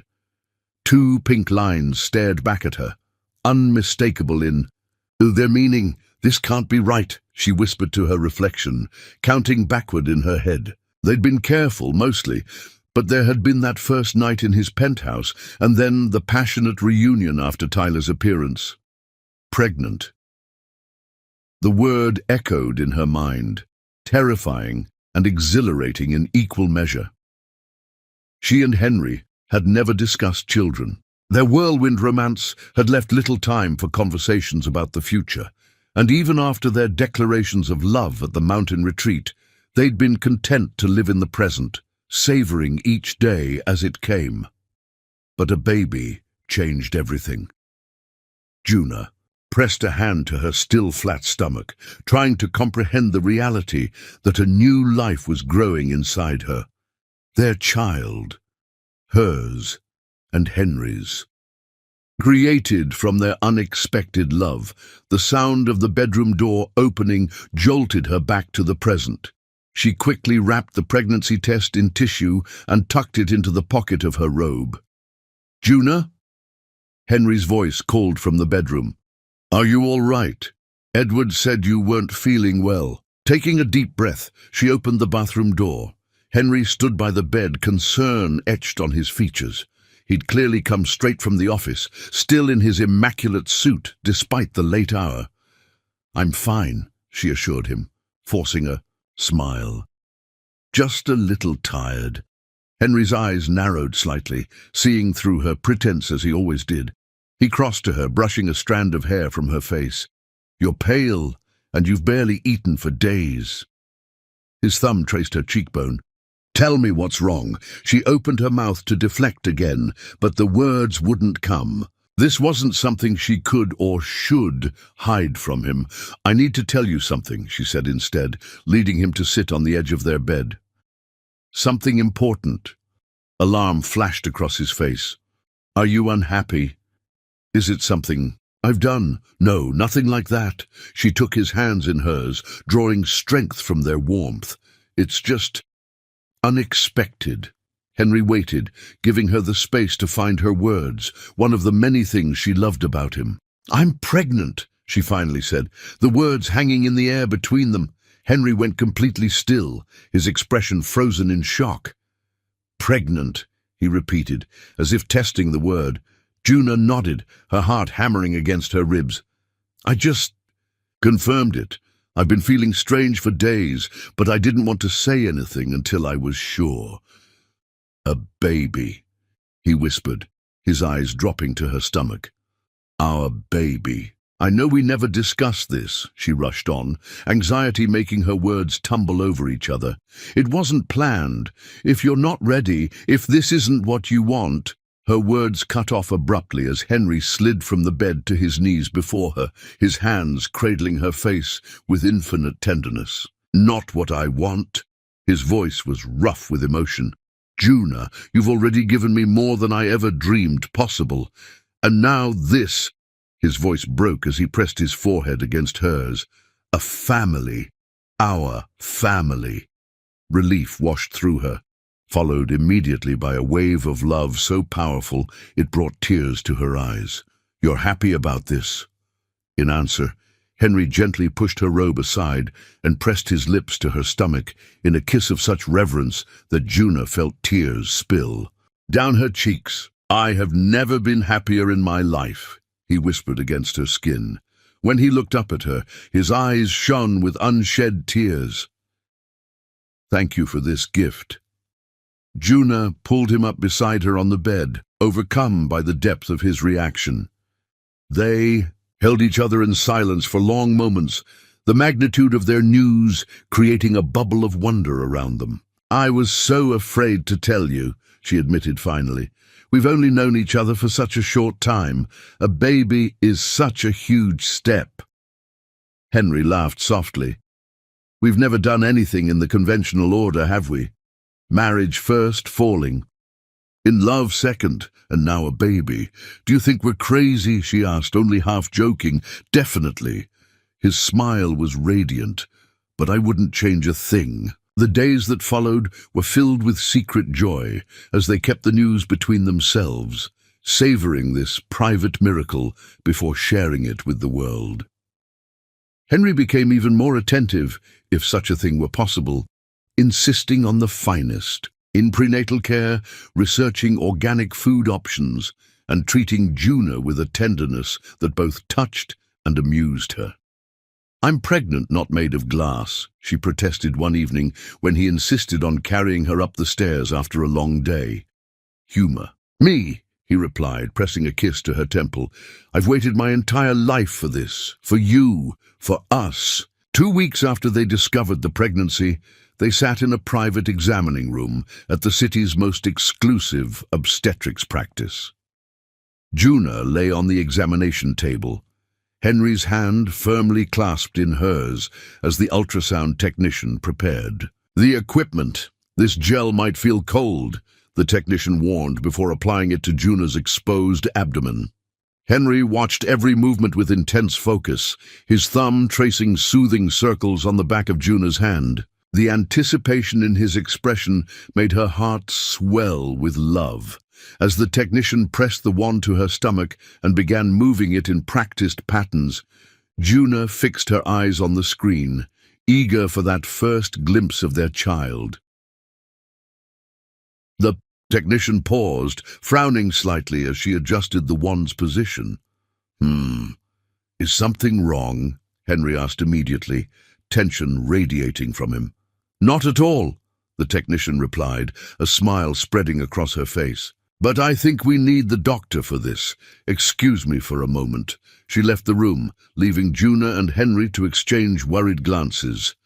"What do you think that means?" Juna whispered, anxiety creeping into her voice. Henry brought her hand to his lips. "Whatever it is, we'll face it together." The door opened to admit Dr. Collins, a distinguished woman with kind eyes and an air of calm competence. "Mr. and Mrs. Dalton," she greeted them warmly. "I understand we have something interesting to see on the ultrasound." She took over from the technician, studying the screen with practiced eyes as she moved the wand across Juna's abdomen. After a moment, she smiled broadly. "Well, this explains your particularly severe morning sickness, Mrs. Dalton." She turned the screen so they could see it better. "Congratulations, you're having triplets." The world seemed to tilt beneath Juna. "Triplets?" she repeated faintly. "3 babies?" "3 healthy babies from what I can see," Dr. Collins confirmed, pointing to the screen. "Here, here, and here, each with their own strong heartbeat." Henry made a sound somewhere between a laugh and a gasp. His grip on Juna's hand tightened as he stared at the screen in wonder. "3 babies," he whispered, his voice filled with awe. "We're having 3 babies." The drive home passed in a daze of shock and exhilaration. Triplets. The word kept repeating in Juna's mind, impossible, yet thrillingly real. "Are you all right?" Henry asked as they entered the mansion, his arm protectively around her waist. "You've been quiet." Juna looked up at him, finally finding her voice. "I'm terrified," she admitted. 1 baby seemed overwhelming enough. But 3? Instead of the reassurance she expected, Henry nodded in understanding. "I'm terrified too," he confessed, guiding her to sit beside him on the sofa. "This is all happening so fast. Sometimes I worry that I'm dreaming, that I'll wake up and find myself back in my old life alone." The vulnerability in his admission touched her deeply.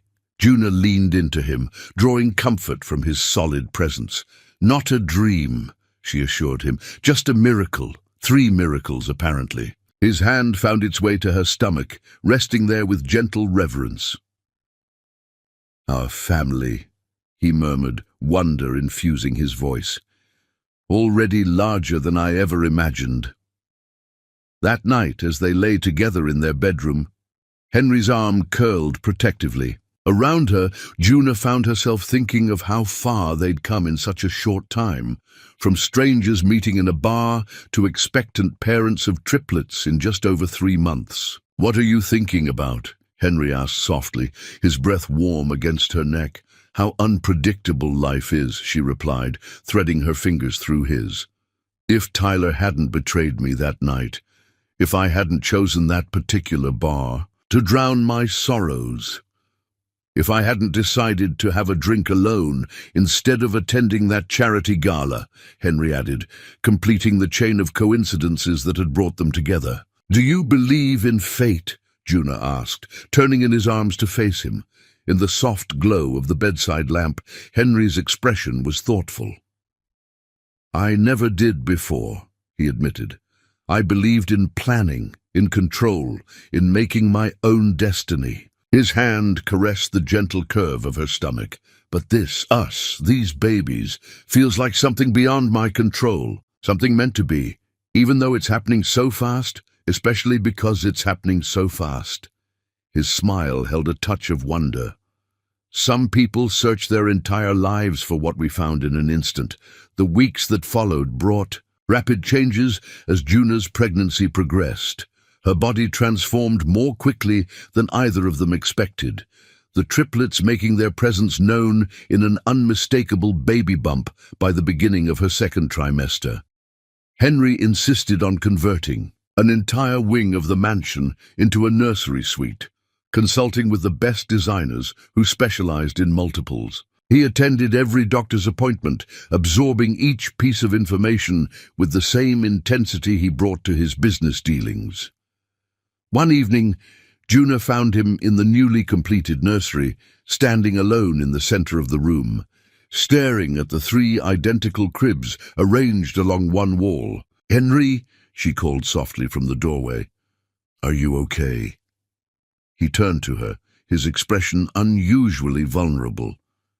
"I was just thinking about my own father," he said, "about the kind of parent he was, distant, demanding, critical." His hands flexed at his sides. "I don't want to be that kind of father." Juna crossed to him, taking his hands in hers. "You won't be," she assured him. "You're nothing like him." "How can you be sure?" Doubt clouded his features. "The Dalton legacy isn't exactly filled with nurturing figures." "Because I know you," she said simply. "I've seen your heart, Henry. The way you love, fiercely, completely, protectively. That's the kind of father you'll be." His arms encircled her, drawing her as close as her growing belly would allow. "How did I ever deserve you?" he whispered against her hair. "By being exactly who you are," she replied, rising on tiptoes to kiss him softly. "The man I love." The weeks passed in a whirlwind of preparations and prenatal appointments. Their high-risk pregnancy specialist, Dr. Collins, monitored the triplets' development with vigilant care, explaining each milestone as 3 distinct heartbeats pulsed through the ultrasound speakers. At their 20-week anatomy scan, they watched in awe as Dr. Collins carefully examined each baby, confirming their development was on track, despite the challenges of a multiple pregnancy. "Would you like to know the sexes?" Dr. Collins asked, her experienced hands moving the ultrasound wand with precision. They exchanged a glance and nodded in unison. "Well, baby A is definitely a boy," she announced, pointing to the screen. "And baby B is also a boy." She moved the wand to focus on the 3rd child. "And baby C is a girl. Congratulations, you have 2 sons and a daughter." Henry emerged from the appointment looking dazed with happiness.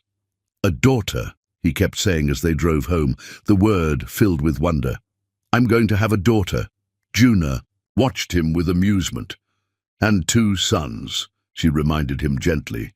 "Yes, of course." He grinned, slightly sheepish. "The boys will be amazing, but a little girl. She'll be as beautiful as her mother." That night, Henry received a call that caused him to abruptly leave their evening routine. His expression had transformed instantly from relaxed to alert, the business mask sliding into place as he answered his phone with a clipped "Dalton." After disappearing into his study for over an hour, he finally returned to their bedroom.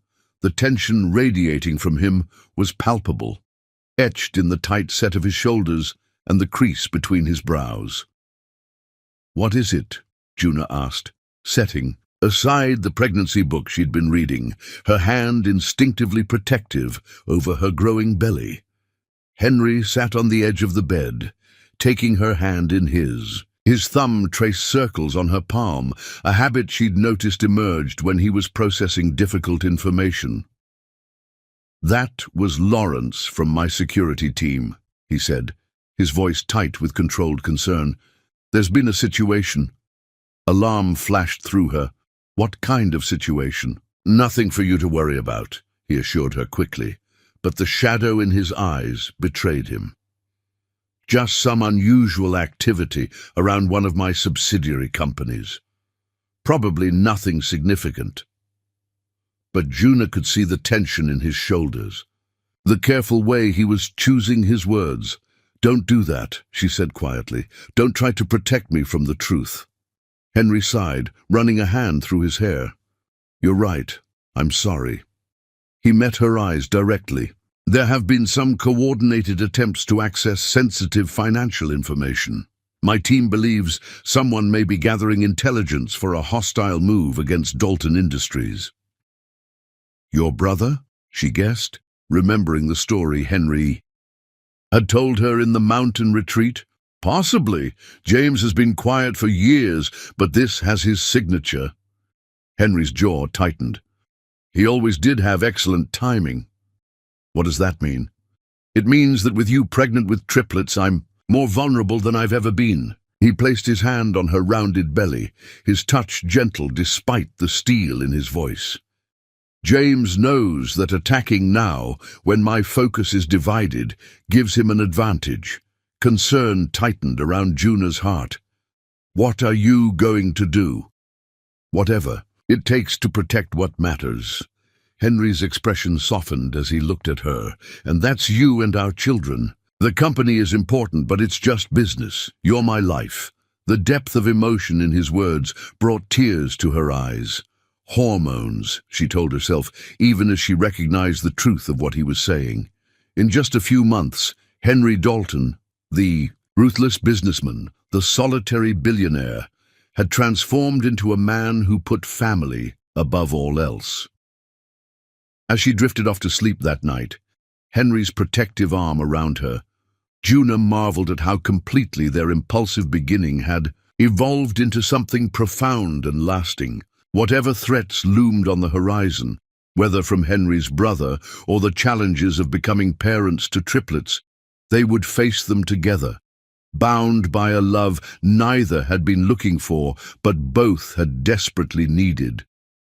In the darkness of their bedroom, Henry's hand rested protectively over the swell of her stomach, as if physically shielding their unborn children from the world's dangers.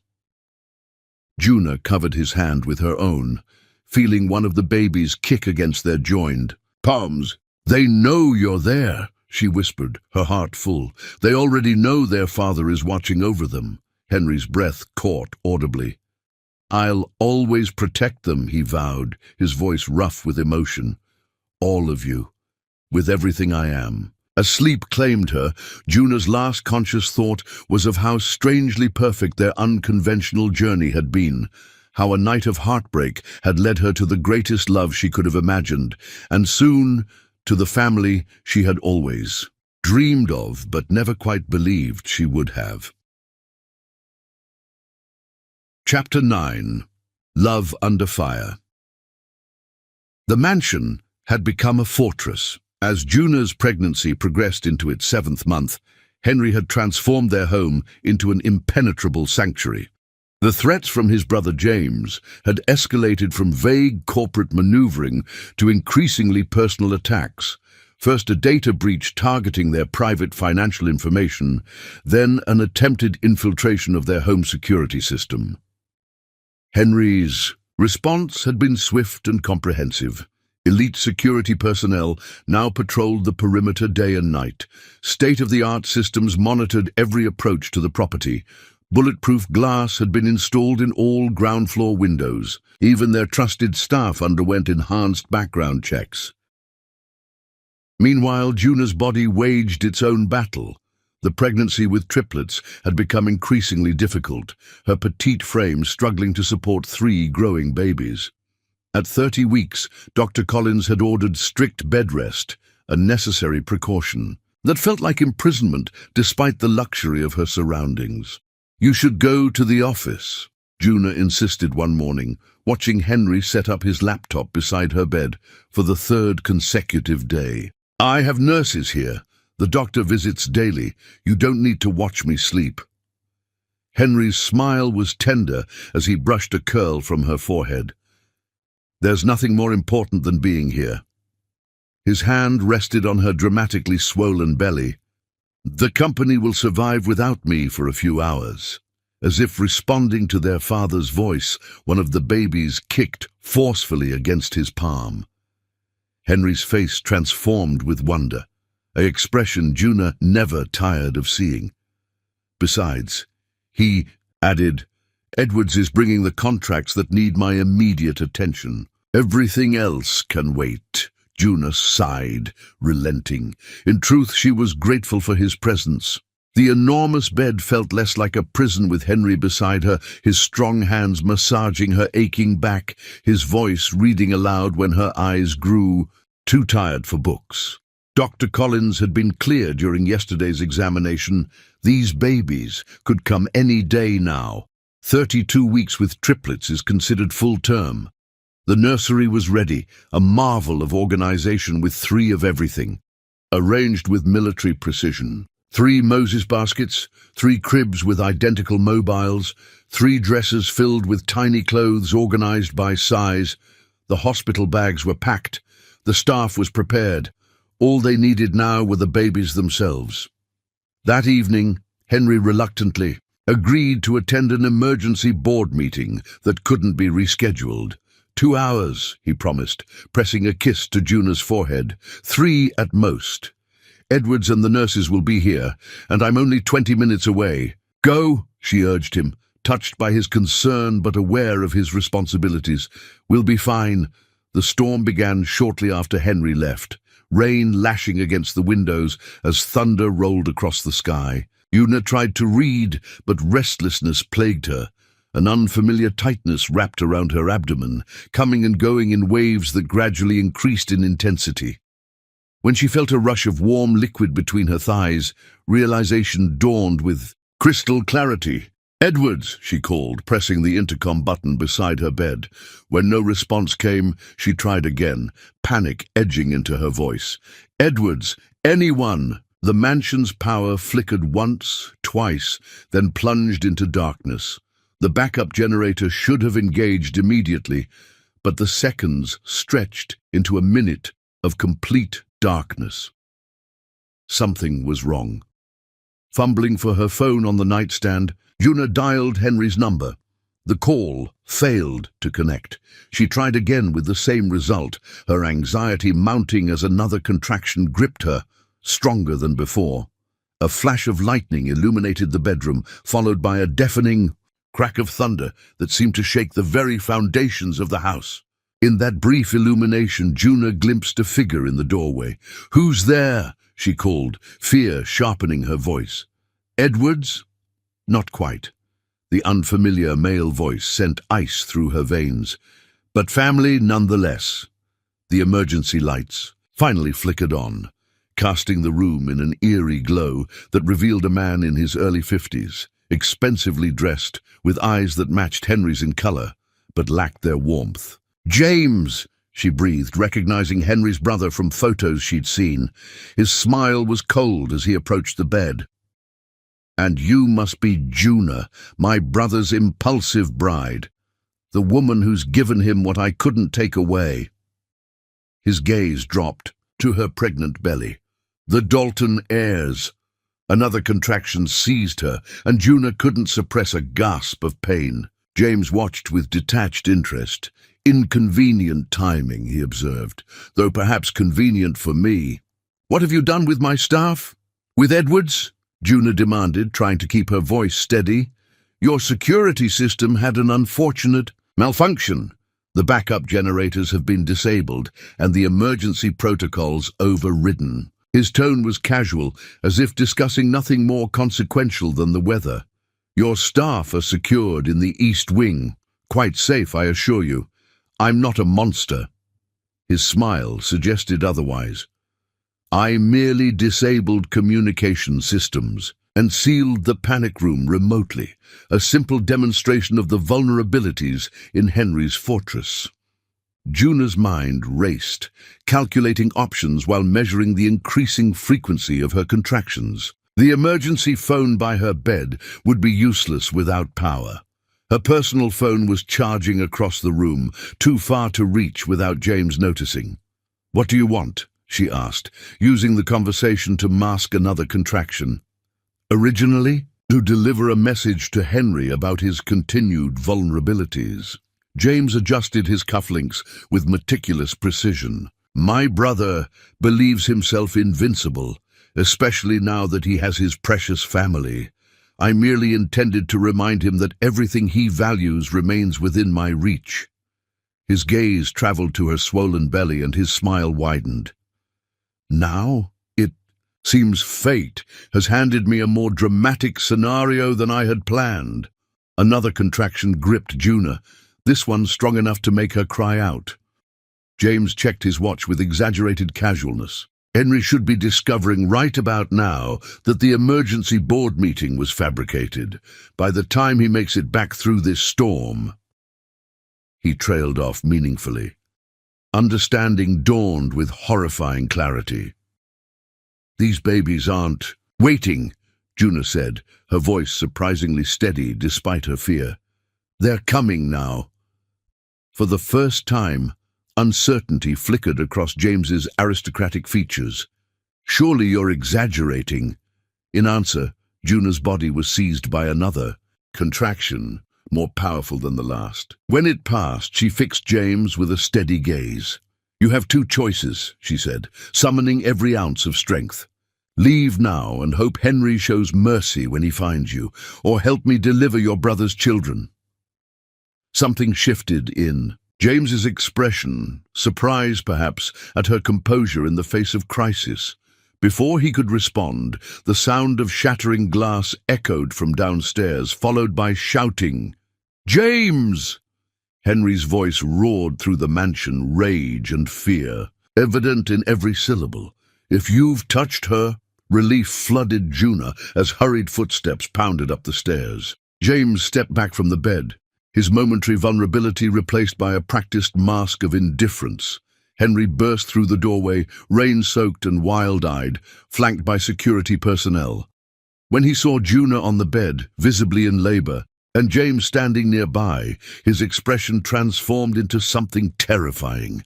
"Henry!" Juna called, stopping him before he could launch himself at his brother. "The babies, they're coming, now!" Those words instantly recalibrated Henry's priorities. With a curt nod to security, "Deal with him," he was at Juna's side, his touch infinitely gentle despite the fury still evident in his eyes. "Ambulance?" he asked tersely. "No time," she gasped as another contraction seized her. "They're coming. Too fast." What followed was a blur of activity as the mansion's emergency protocol engaged. The trapped staff were freed. The on-call obstetrician was contacted via video call. Emergency medical supplies were gathered. Through it all, Henry remained Juna's rock, holding her hand, wiping her brow, whispering words of encouragement as she labored to bring their children into the world. "I see the head," the nurse announced. "One more push, Mrs. Dalton." With Henry supporting her, Juna gave a final, exhaustive push, the room filled with the indignant wail of their firstborn son. "He's perfect," Henry whispered, tears streaming unashamedly down his face as the nurse placed the squalling infant briefly against Juna's chest before whisking him away for urgent care. 20 minutes later, their second son arrived, smaller than his brother, but with a surprisingly robust cry. And finally, after another agonizing half-hour, their daughter entered the world in silence that terrified her parents until, with skilled intervention from the nurse, she let out a tiny, determined cry. When the medical helicopter finally arrived, to transport the premature triplets to the neonatal intensive care unit, Henry faced an impossible choice: stay with Juna or accompany their fragile newborns. "Go with them," Juna insisted, exhausted but stable. "I'll follow as soon as I can. Be moved. They need you more than I do right now." The look Henry gave her contained every emotion words could never express: gratitude, love, admiration, and a promise. "You," he said, pressing a fervent kiss to her lips, "are the strongest person I've ever known. I love you beyond reason." As Henry departed with their tiny children, Juna finally allowed herself to relax against the pillows. The night's dangers had passed. James was in custody. Their babies, though early, were alive and fighting.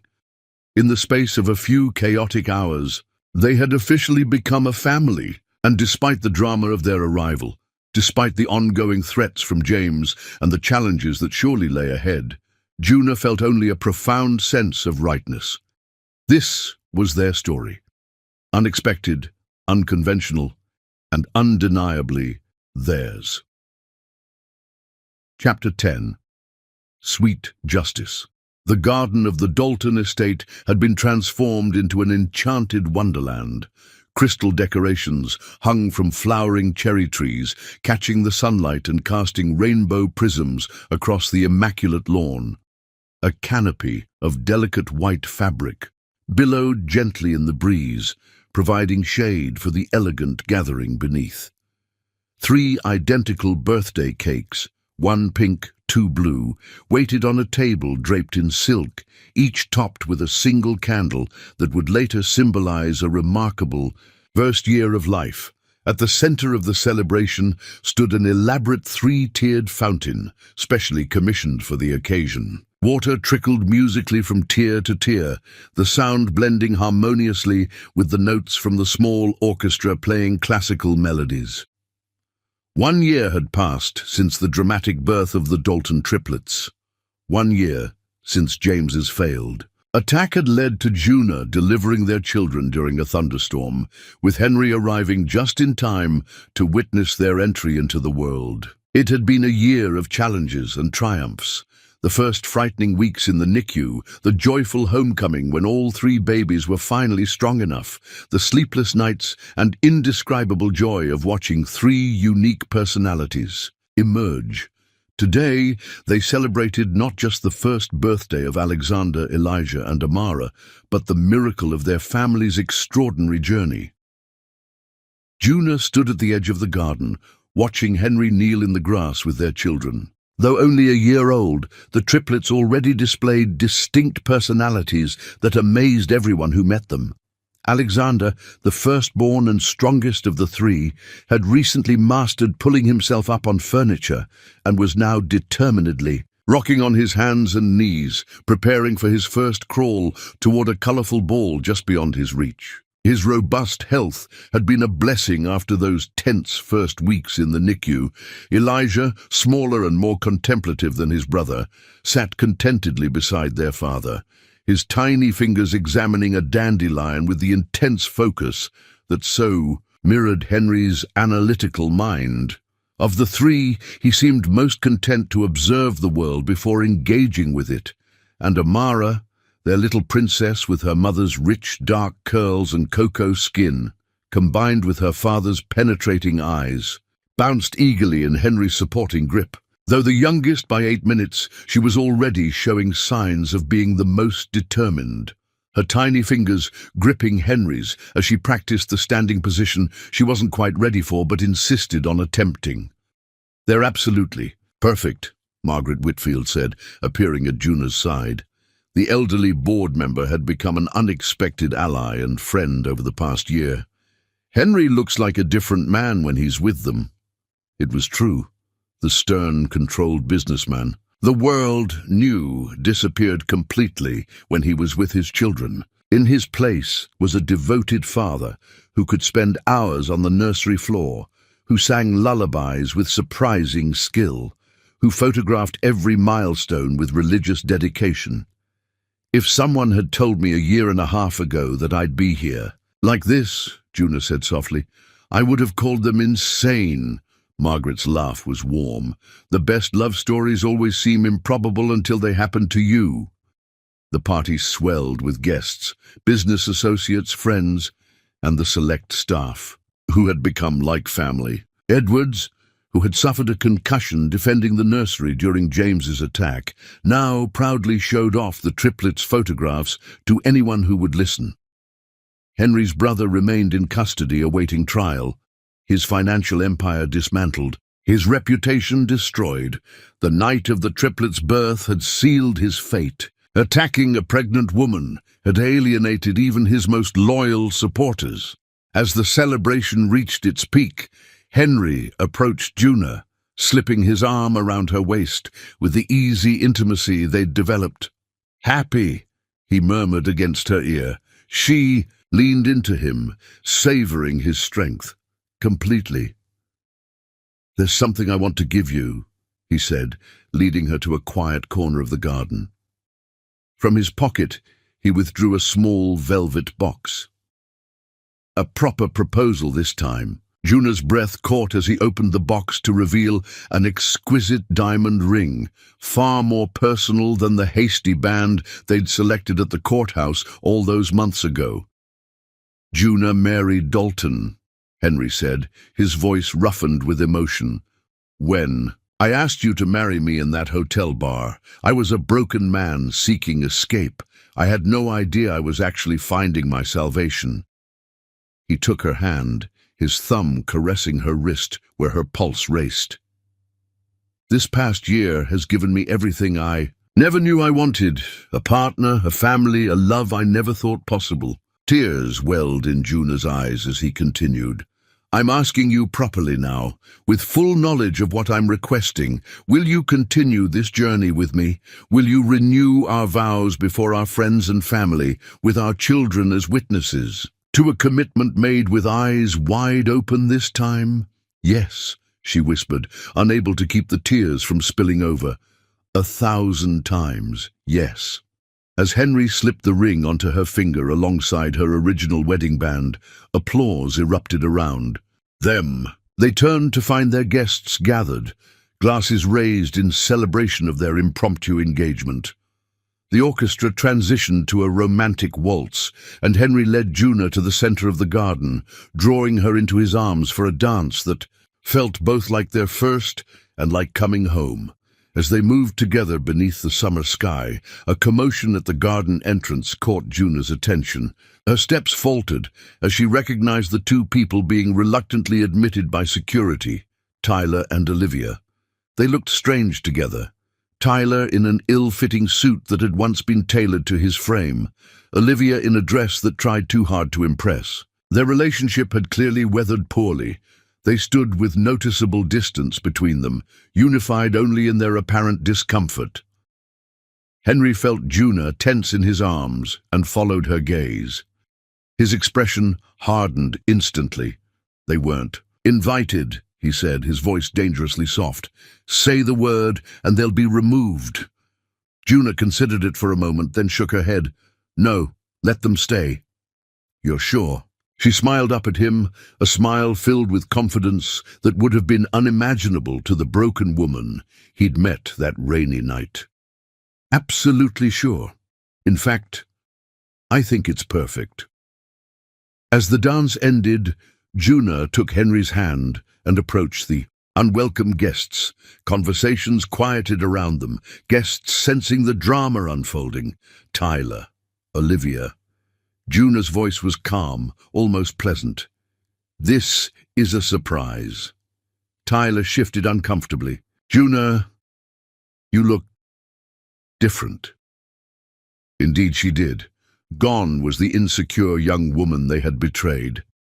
In her place stood the confident Mrs. Dalton, radiant with happiness and the quiet power that came from being truly loved.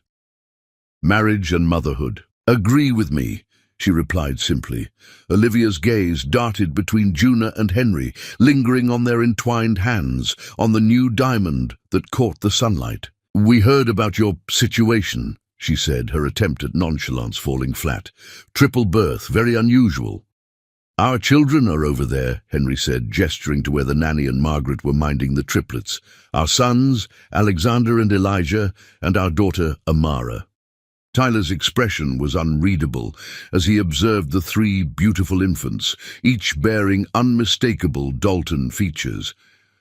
"Congratulations," he managed finally. "They're impressive."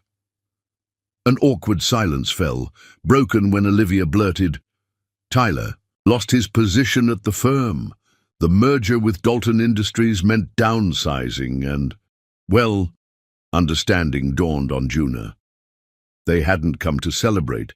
They'd come seeking help, or perhaps merely to satisfy curiosity about the life Juna now led, the life that could have been Olivia's had she not betrayed her best friend. "I'm sorry to hear that," Juna said, and she was surprised to find she meant it. The wound they'd inflicted had led her to Henry, to this life, to these children. How could she remain bitter? Perhaps, Henry suggested, his voice neutral but his eyes sharp, you'd like to enjoy some refreshments before you leave? The dismissal was polite, but unmistakable. Tyler opened his mouth as if to protest, but Olivia touched his arm, shaking her head slightly. "Thank you," she said stiffly. "We won't stay long." As they moved away toward the buffet, Henry turned to Juna, concern evident in his eyes. "Are you all right? I should have had security remove them immediately." She placed her hand on his chest, feeling his heart beating strong and steady beneath her palm. "I'm perfectly all right," she assured him, genuine warmth in her eyes. "Seeing them now is like looking at strangers from another lifetime. There's nothing there anymore, no pain, no anger, just nothing." The realization was liberating. The wound that had once seemed unbearable had healed so completely it had barely left a scar. Henry's arms encircled her waist, drawing her against him. His protective instincts had only grown stronger since the birth of their children, yet he'd learned to trust her strength as well. "They're watching us, you know," he murmured against her ear, his breath warm against her skin. Probably wondering how they could have been so foolish. "Then let's give them something to really regret," Juna replied, with a mischievous smile, rising on tiptoes to capture his lips in a kiss that spoke volumes about the passion they still shared after everything they'd been through. When they parted, she glanced over to see Tyler and Olivia watching them, twin expressions of loss and regret evident on their faces.